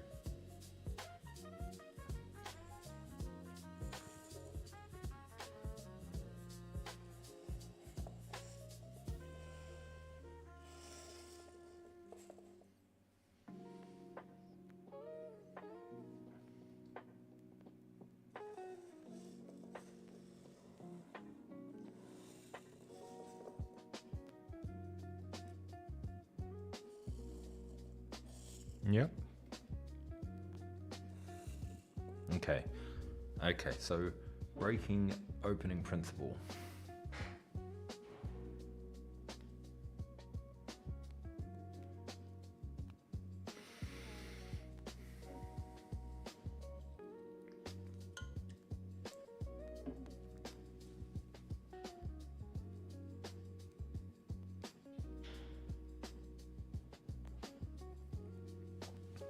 I don't see any immediate way to punish it, but he shouldn't be doing this move. It doesn't do anything. So if a bishop was here, maybe it would do something. But because the bishop's not here, I'd be anticipating this next and then trying to do that. I would probably bring out my bishop here. Because if you sacrifice, you take, and then the bishop comes out, you can still push your pawn, and it's all good. So I think that's a bad move on his part.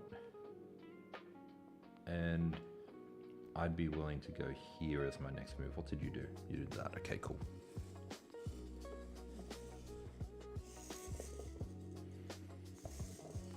So bring it up here. Now if he does come out, you can still push your pawn.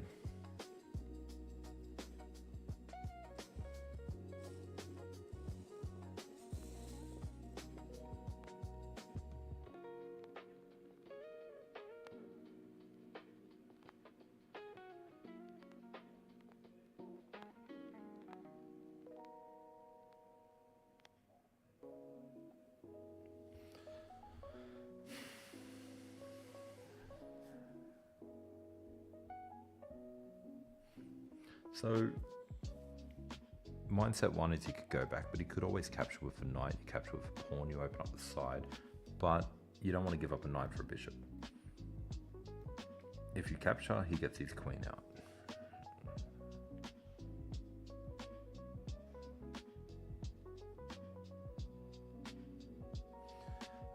Playing here is no good because he takes, you take, you double your pawns, your king's exposed in the center. Only because the knight is here is why I'm saying don't go back here. but that might actually be the best move. Let's see what you did.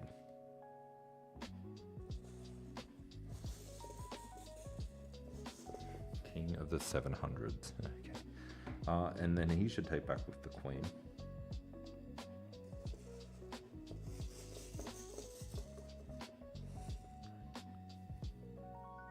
Knight's fine too, I guess. But the problem is now, how does he defend this pawn? He's got to go bishop here. So what's your next move?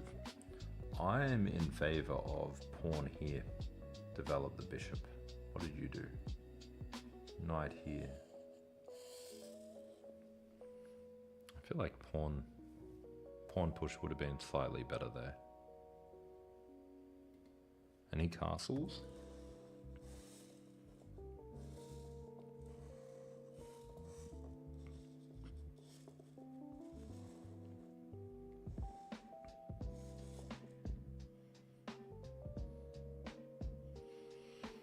Pawn push? Ooh.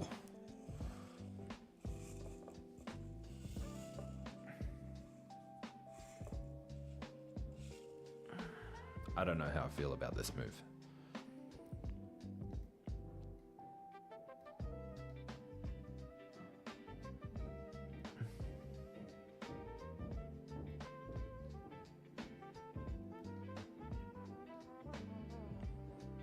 I don't know.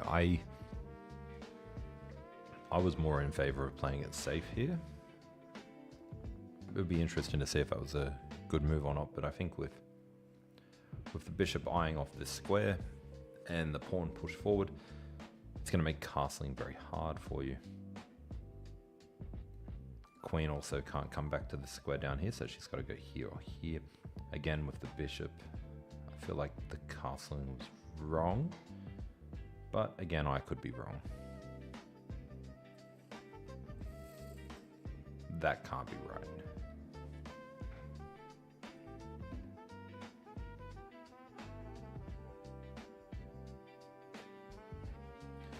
So this has to be some sort of inaccuracy as well.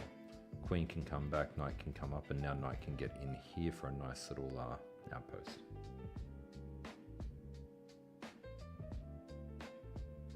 Ah, I see. So let's see what you did.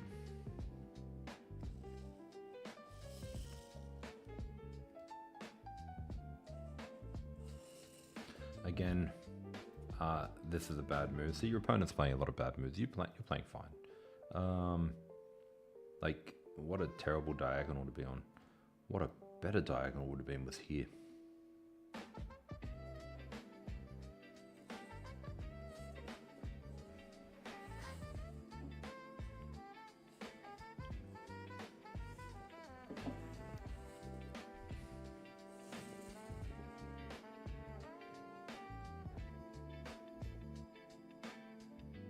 And then what do you do from there? So this is where that whole castling king side, queen side. You've taken away that square for the queen, and this bishop is just coming down now, and it's not like you can even block it. So you would have to move again, and then yeah, the bishop, he went the wrong way. So your opponent forgot to control the center.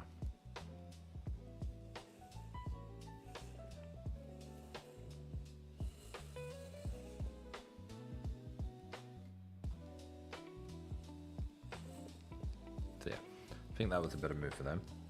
And this is what we should be doing during analyzing games. We shouldn't be looking at the engine. We should be looking at our moves and our opponent's moves, trying to find the best moves.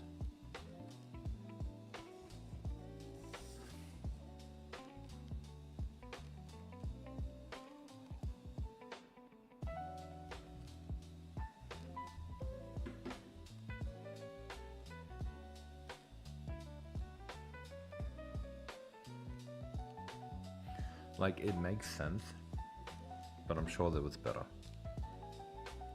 I like here. Pins the pawn so the pawn can no longer move. If the pawn moves, you win the bishop. And it also allows your bishop to get out and do a battery on the king.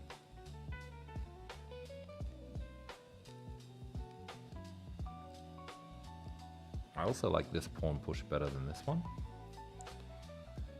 And the reason is then you can also bring your knight in when you're ready for attacks over here.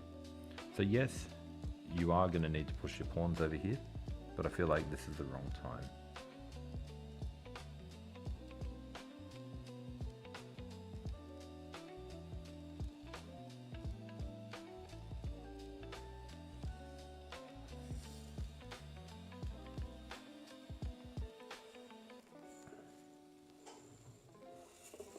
Okay, that's a good move. If you take, he's going to take with this pawn because he can't take with that one because the queen would fall. And by taking, it's actually allowing his rook to get in as well. So that's a good move. You can't take that knight.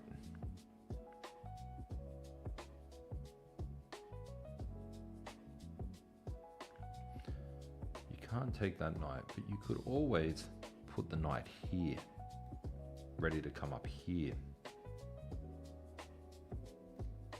Like I mentioned before, you get that outpost. I mean, you can take the knight, but I wouldn't be taking the knight, so you took the knight.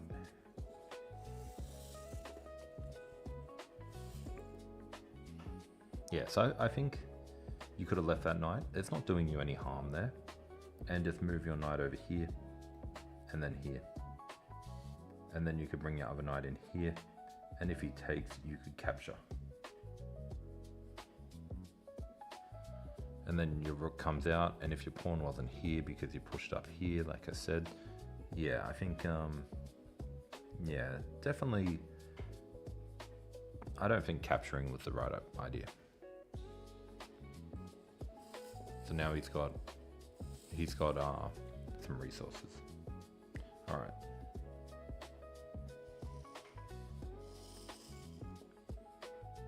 Okay, so he should come back.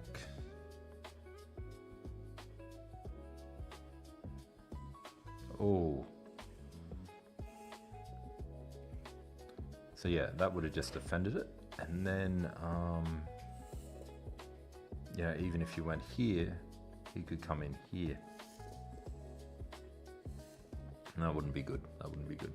So yeah, you were very good to catch the fork, and also very fortunate that he missed it. Yep.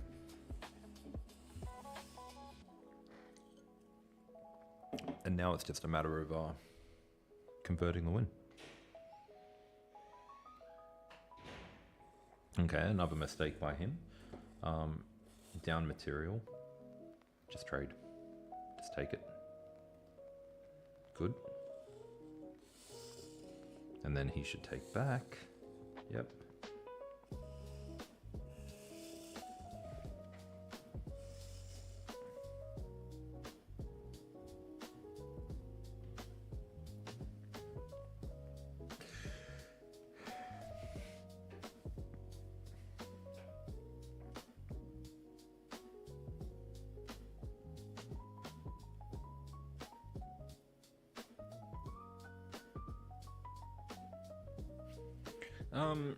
And now I'm inclined to sort of give up a pawn. Remember when I said earlier you should have pushed this pawn?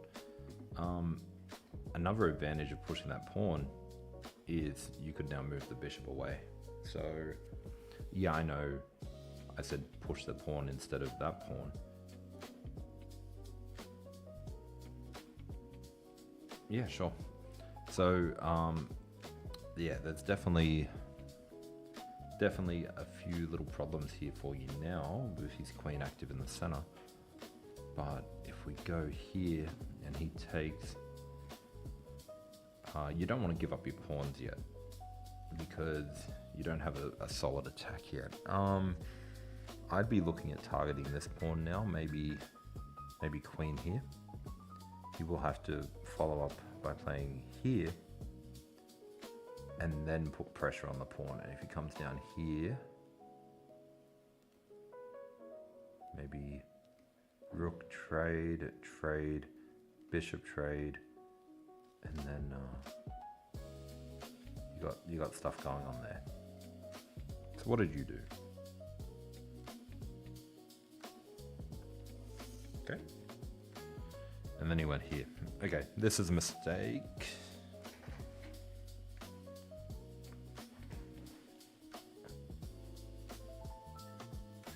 No, just move the king across. You're gonna lose a pawn.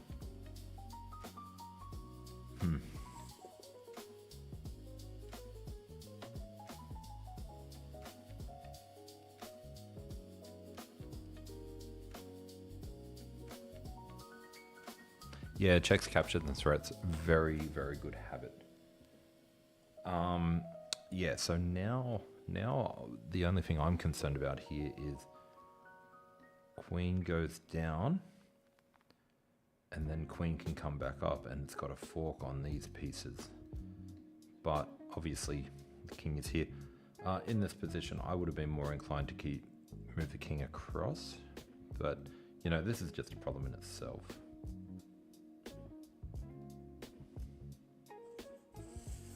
Okay.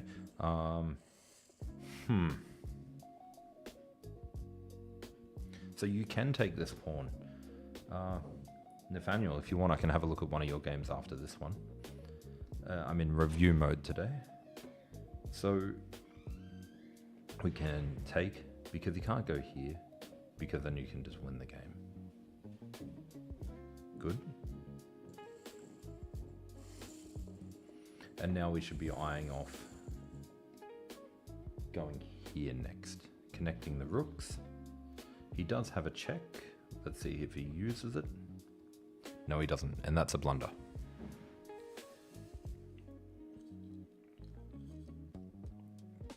Queen takes rook, rook takes queen, rook takes rook, checkmate.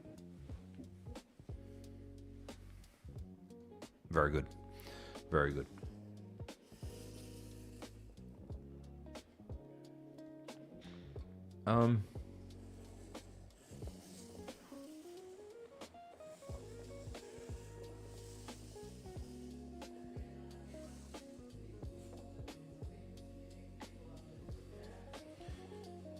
You don't need to bring the queen back.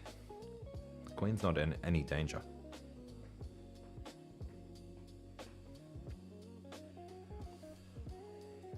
Because if you move across and he takes, it's check, up, and then checkmate. So if you move across and he goes back here, for example,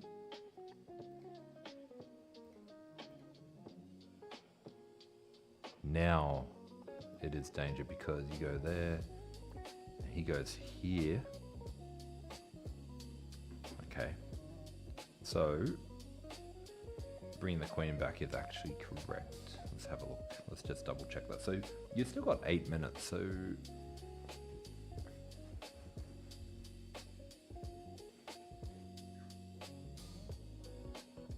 yeah, I think queen back is just safest. So that's good.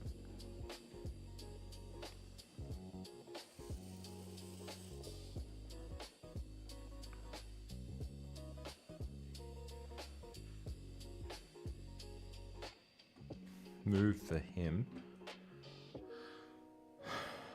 I mean, he should just resign here. 2 pieces. He's up a full. You're up a full rook and a bishop. So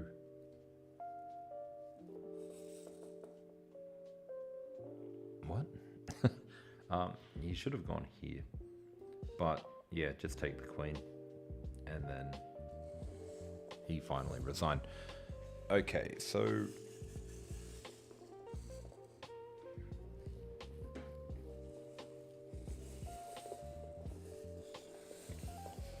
Accuracy, I want to say 92 to 60. Game rating, I want to say 800 to 1400. Let's have a look. So 92 to 60. 92 to 60. I got 84 to 68, so I was a little bit generous for you and a little bit harsh for him. And for game rating, 850 to 1450, and I think I said 800 to 1400. So yeah, not bad, not bad. And we'll quickly go through the review.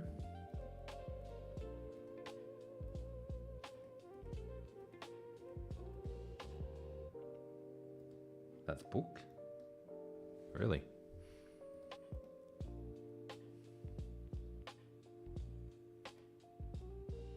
Okay, so taking was correct, but I also looked at this one. Also good, okay. And let's see if castling was right. No, it wasn't. So it's a good move, but it's not a great move. Better, like I said, was to put your bishop up, get something out there, and then go that way. That would have been a little bit better. Yep, and bishop over here was better. And yeah, that was a...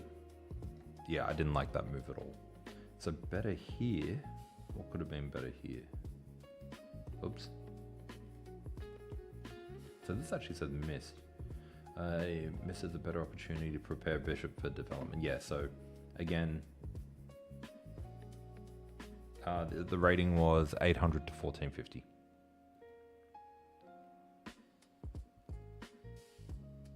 Yeah, like I said, no threats here. I don't think you should have captured. Apparently you should have.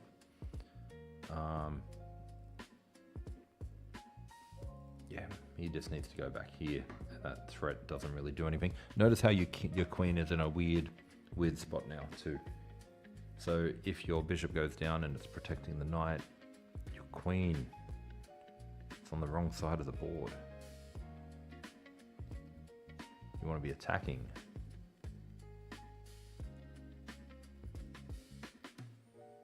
And that's just a blunder because it gives up a piece.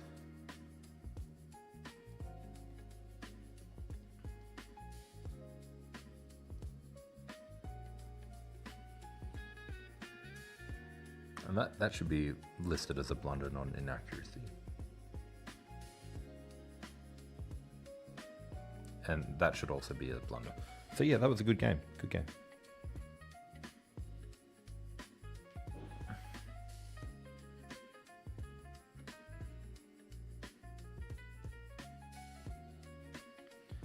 Nathaniel, is this you?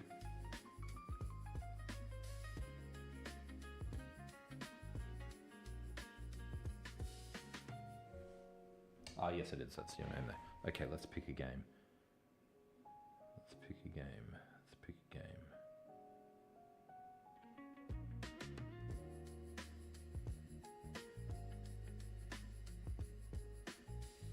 Yeah, no, that's a fine game for 10 days. I just wish you didn't use the Scandinavian.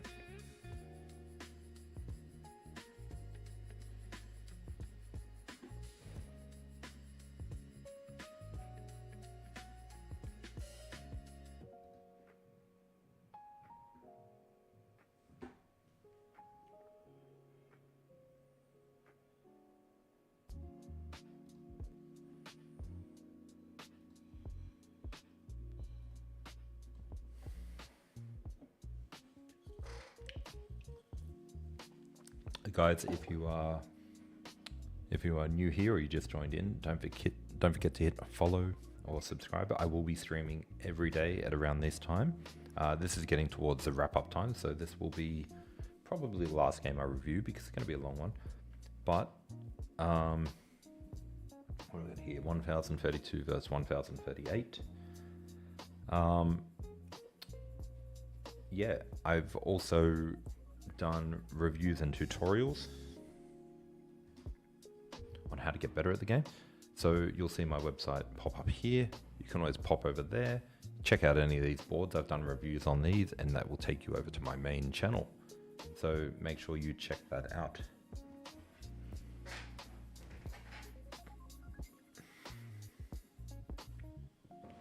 All right, so let's start.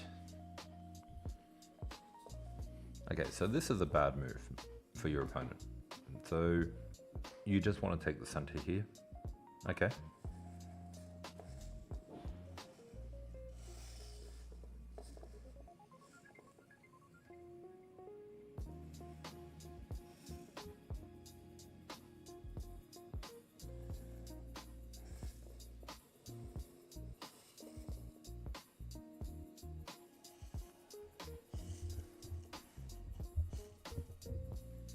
Okay, all good for you so far.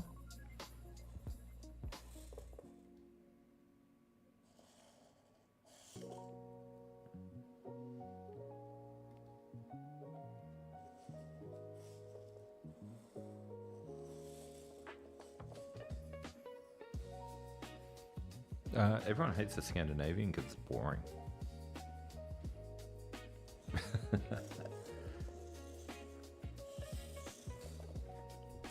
Okay, so this move here, I'm not sure if this is the right move or not. It's a fine move, it's developing, but it stops your bishop from getting out. And what I'd be looking at here is maybe taking the center because your opponent has neglected to, or castling.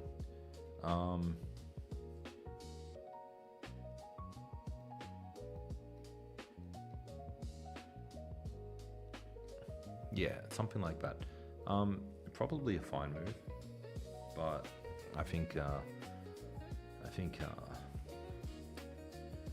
taking the center here is good.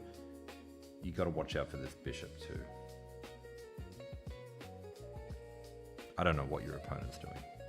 Take the center, or maybe not.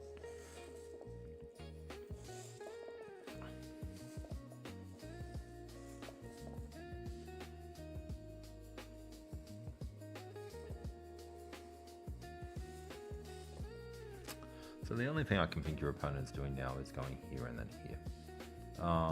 Very, very slow moving game. Take the center. Nope.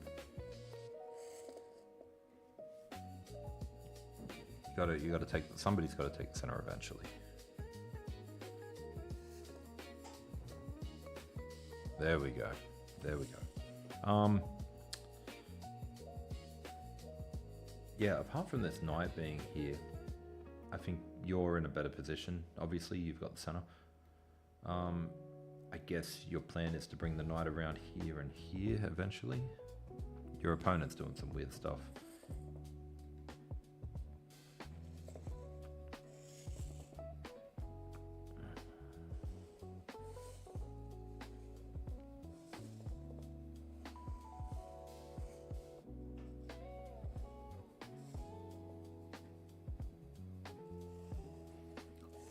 Remember that every time you push a pawn, you can't take it back. And every time you move a pawn forward, you weaken the squares that it was defending.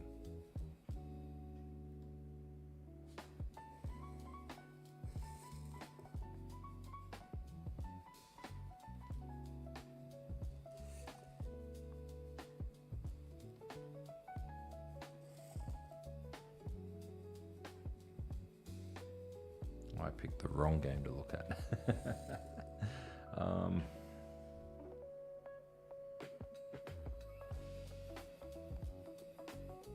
So I guess now you want to bring your bishop over here. Get something going there. Okay.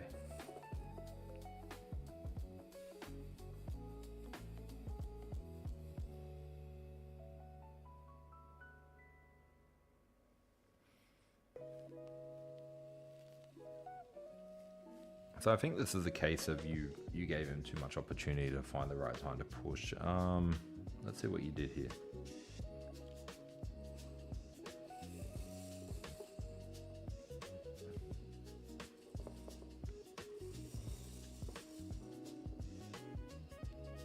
Now don't take it. Good. And now in a little bit of a problem here. So now you can bring your knight up here. You're going to have to get your bishop back around.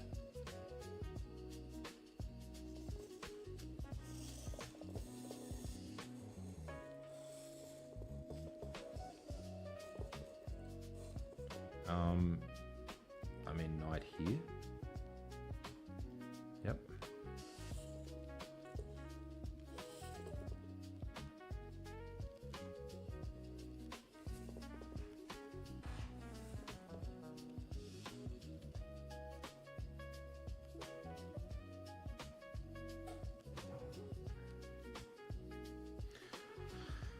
Well, you don't want to let him take because you don't want to have to capture back with your pawn and allow him to get a passed pawn.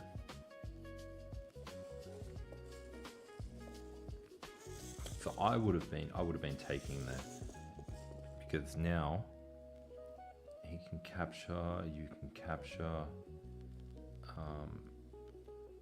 you can capture, and then you got to take back with the pawn. So what happens here? So he takes, you take, yep.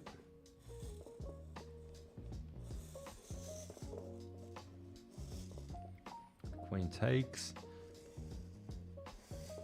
and pawn takes, and now protected pass pawn.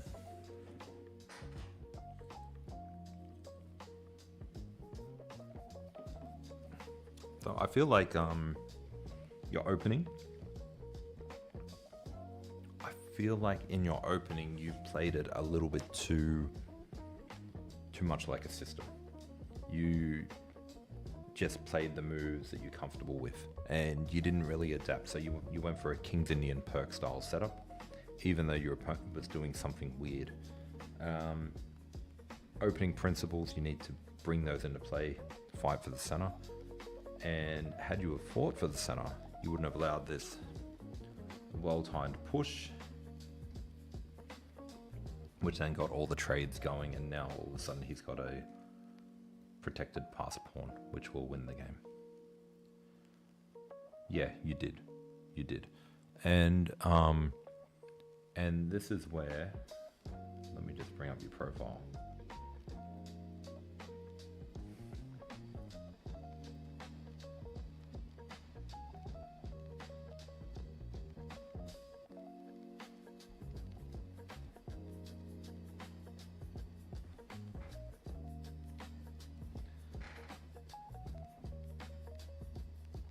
So you've been playing for about 2 years on and off, and this is where people at your rating level shouldn't be learning openings. We got Donut here who's been playing for 10 days. Hello Thomas, welcome. We got Donut who's been playing for 10 days and he's already learning the Scandinavian. And that's going to be a problem because he's going to rely on that opening to win games. You're at 1000 and you've already learnt the perk.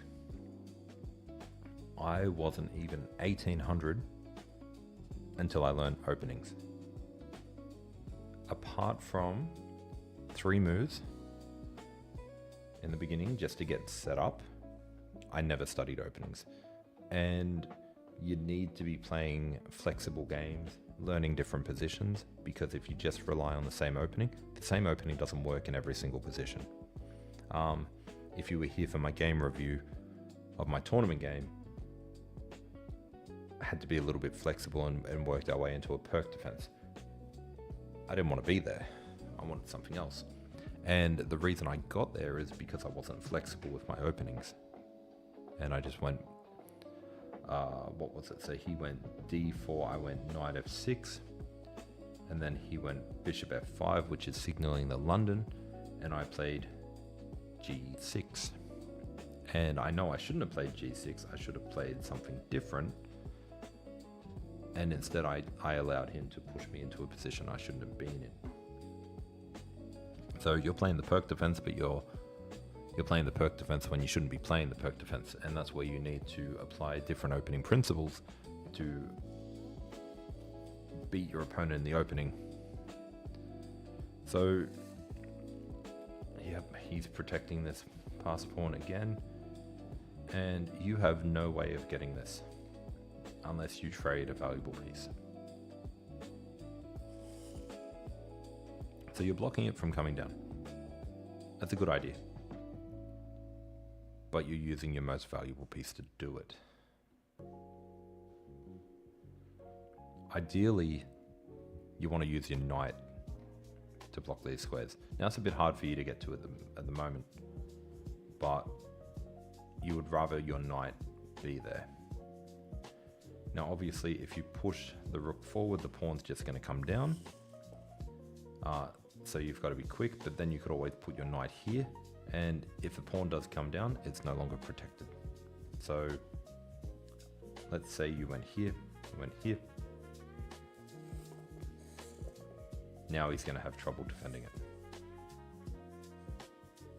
So these are some ideas you need to have.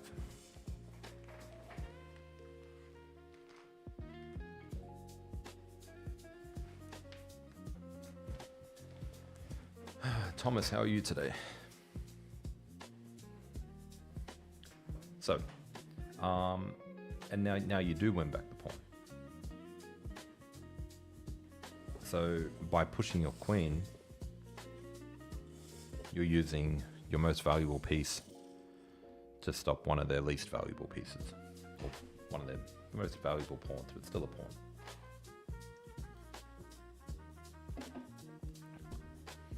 So yeah,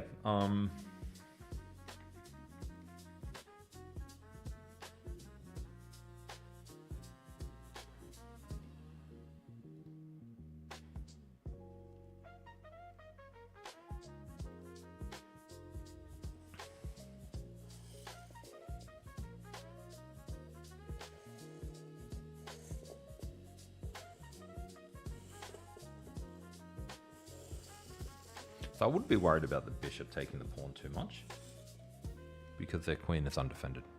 That bishop can't move back. And then when he comes up here, you're actually attacking his pinned piece with a pawn. And now the game is actually in your favor. So how does he defend? We take,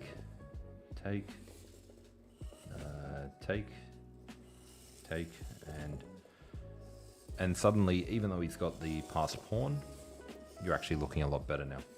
And now, with his knight off the board and no dark squared bishop, you could actually bring your queen up here. So,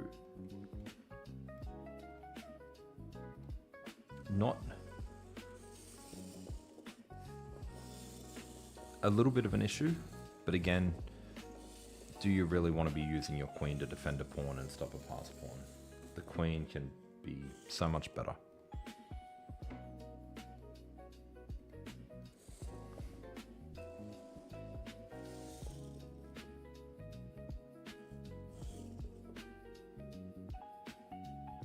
This is an interesting move. It comes up, it's defended by the knight, but if the bishop takes the knight, it's not defended by the knight anymore, but it is defended by the rook. So it will be okay for a bit, but maybe before pushing it up, maybe try to double your rooks to help out a little bit more. Maybe. Now he wants to trade, and again, this is a problem with your queen being here.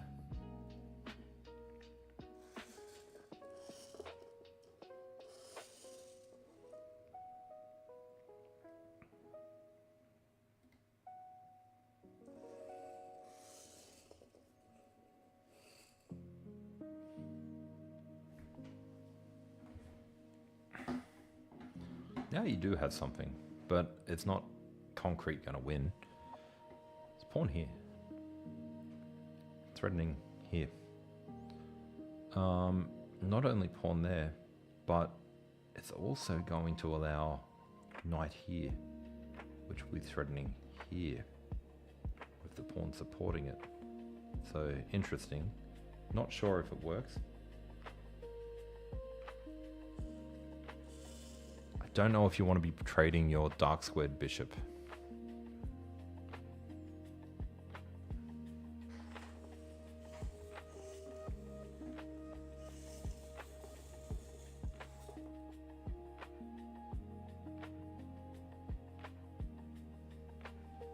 Yeah, I don't know if dark squared bishop was the way to go there, trading that.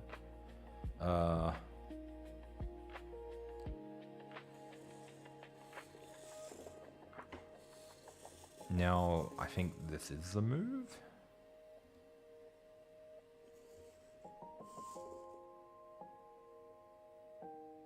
And then what have we got here?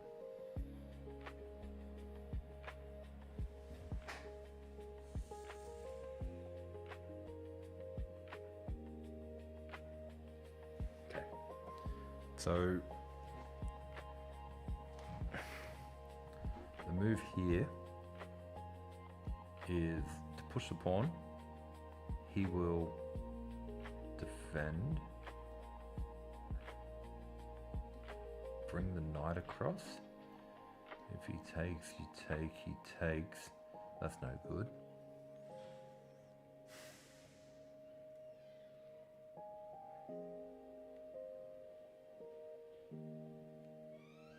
See, this is still a problem. Coming up here. What did you do? You pushed. So I did have a look at it. I couldn't see anything concrete. He can just go here now.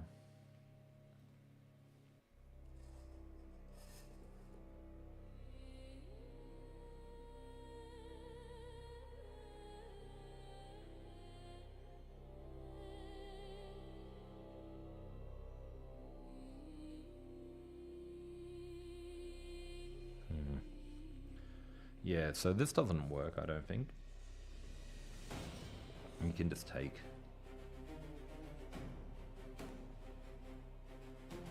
Okay, so he took that way. I think taking with the rook would have been far better. Because now you can take. Yep. And now you should be able to go over here. Get your own pass pawn. But now we're in rook endgames, so this is going to be a little bit more difficult. This doesn't work as much. You're going to lose this pawn anyway. If by going rook here, he takes, you take. Oh, sorry, no. It does defend it, my bad, I'm just a bit tired. But now, problems.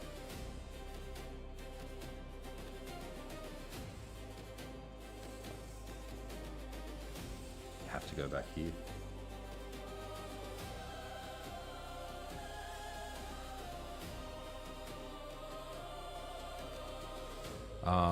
This move is no good. This move is no good because what does it achieve? It doesn't achieve anything. This pawn is coming down. Now, the difference between this move here and this one here is this move here up the top, you'll have to go over here anyway. Now, by going here straight away, the king is on this square. By going the long path, the king is now on this square. And you want to bring your kings to the center of the board during the endgame. So by doing this move here, a pointless check, you're helping your opponent get to a better position.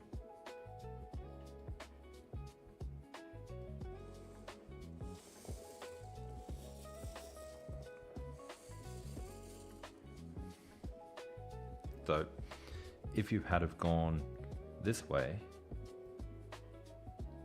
he would have gone down and you would have gone down. It would have been the exact same position, except his king would have been one square further away from the center of the board. And yeah, so that's what you don't want to do there. You don't want to give them the opportunity to improve their position for no reason.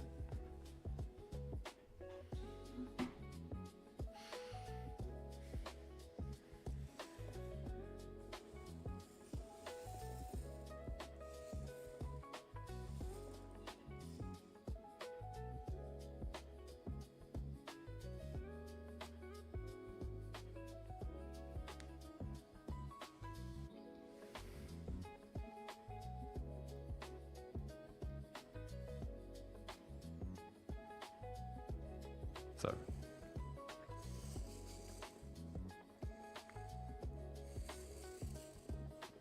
his rook's in a bit of an awkward place. If we went here, he went back, and you push, and he went up, and then you push, and then he goes across, and then you go up, and then the king comes over. Remember, the king's one square ahead of where he should have been. You take, he push, you come back, he takes, you take, and it's you who have the outside pawn. So all these pawns are gone. So you went here, but here. Now if he goes here, take, push, push, push, push, and queen.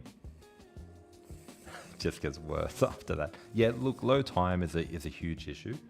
And that's why you need to practice your end games outside of games. Because the end games are the crucial ones where we get it wrong. So yeah, rook behind and push, I think would have been the way to go here.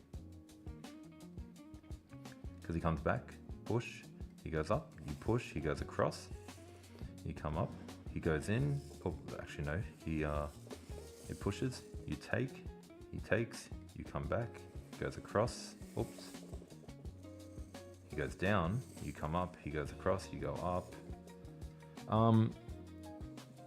You may not win this, but you shouldn't lose it.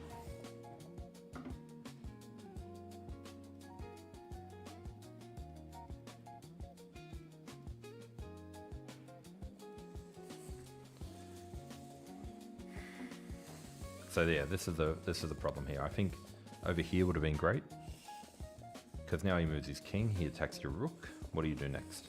You can't go over here because he's just going to take that.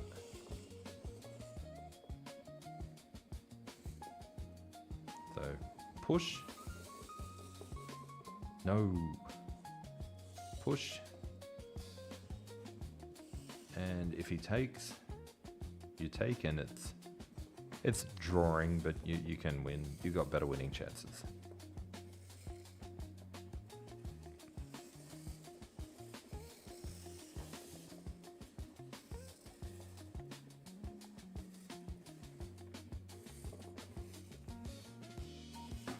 The problem if you check earlier.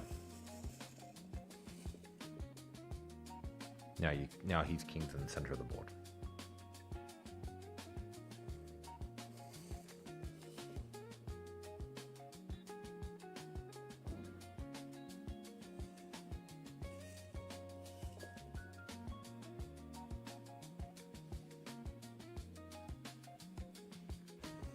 Doesn't work.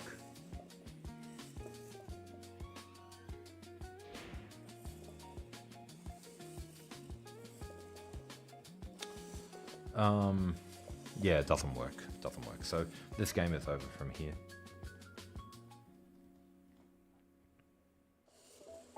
Yeah, and it's fine to resign there. That's fine.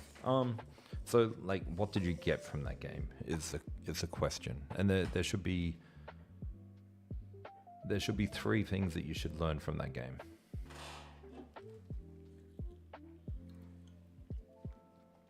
I'll give you a moment to put that in.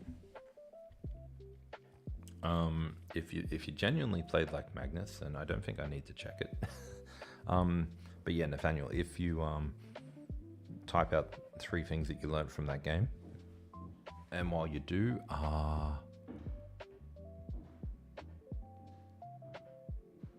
75 to 60%, and 75 to 60% with a 1300, 1600 game rating.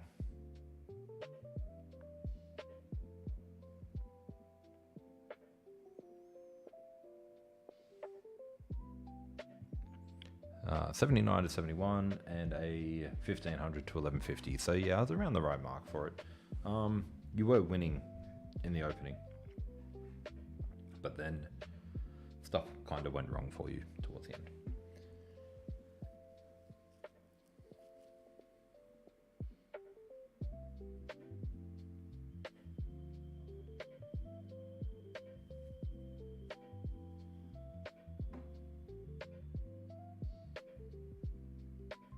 So yeah, yeah. Oh, sorry, you weren't winning around the opening. You were doing fine, and then somewhere in the middle game, yeah.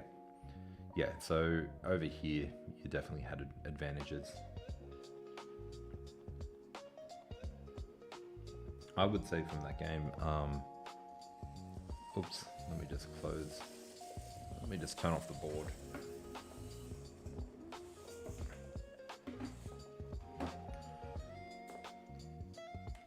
Look, I would say from the game there are a few different things you should. What are you doing?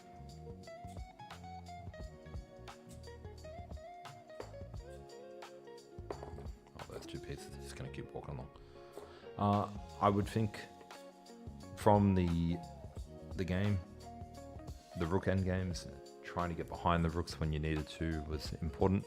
Not giving that king that pointless check kind of played into it. Should have played more aggressively in the center when my opponent, yes. Don't give useless checks, correct.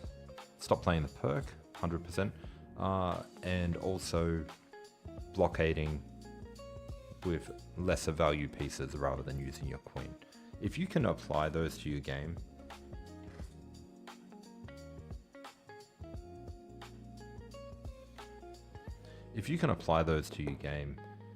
over time, the correct habits there will definitely help build it up. And that's where you'll start seeing your improvements. So, for example, you gotta make some play in the center. If they're not playing in the center, you have to take advantage, because if you have the center, you'll control the game.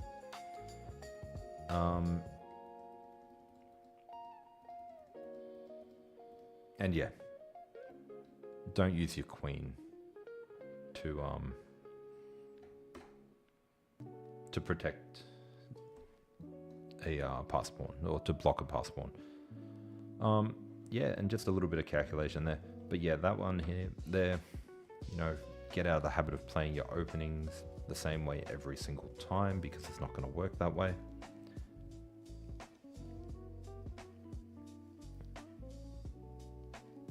You're going to win 70% of your games, that's fine. But as you get stronger and play more opponents, your prepared openings are not going to do the same as they would, because suddenly you're playing people who know how to play them. You're playing people who play opening principles. You're not playing this guy. This guy with, like, what is this? Just, like, what is this? Come on, what's the point of this move here? Protects this square here? No. He's playing bad moves in the opening. And yeah, you're going to get wins against people who play bad moves in the opening, even if you're playing a system or a perk or a kid. And you're getting those bad wins because they're playing bad moves. But when you start playing good players who know how to punish bad moves, that's when these openings are going to fall. And the problem here is, what's your backup? If you played kid and perk your entire career, and then all of a sudden you know that it's no good, suddenly instead of playing this move, you now have to play this move, which is fine because you know how to defend against a Roy Lopez and you know how to play against the Italian, but do you know how to play against the Scotch? And what happens if they play the Vienna or the King's Indian? So by neglecting playing different openings, you're going to hurt yourself long term, because you're just going to be used to playing this one, and suddenly you're going to play somebody who knows how to play against it, and you're just going to start to crumble. I used the perk to get from 1600 to 1800, and it did me really well. But then once I hit the 1800 level and started playing competitive tournaments, suddenly I started losing games. So now I've gone back to playing this one, and what happens when they play this move straight away? So while you're 1000, you should be playing all different types of openings. You should be playing against e4, you should play e5, and you should get experience when people play this dumb move here because they want to go for this one. That's fine.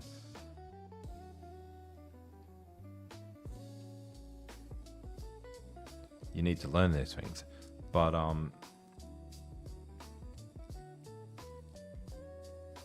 then you have good opportunities come up. Maybe go there first. But yeah, if you just keep playing the perk, you're only going to get perk in King's Indian positions, and you're not going to learn other plans and ideas throughout the game. All right, guys, I might have sounded a bit down today because I am incredibly tired. That event that I went to last night with the tournament really took a lot out of me. So I am going to end the stream here. It's actually a little bit later than normal. I will be streaming 5 to 6 days per week, and I will have my schedule up on my main website, which is wiggy.com. So if you go there without the /chessnut, you'll get wiggy.com. That will have my main schedule on there, so you can always check that out. And yeah, that's about it. I will be back tomorrow with another stream. All right, guys, thank you very much. If you haven't already done so, hit follow, subscribe, like, all those good things. Check out my YouTube channel as well. I do tutorials and reviews on not only how to get better at the game, but how to get better using these type of boards. I'm off to make a video now. Hopefully I can get that done by tonight. I'm hoping that it will be a good video. And other than that, I'll see you guys next time.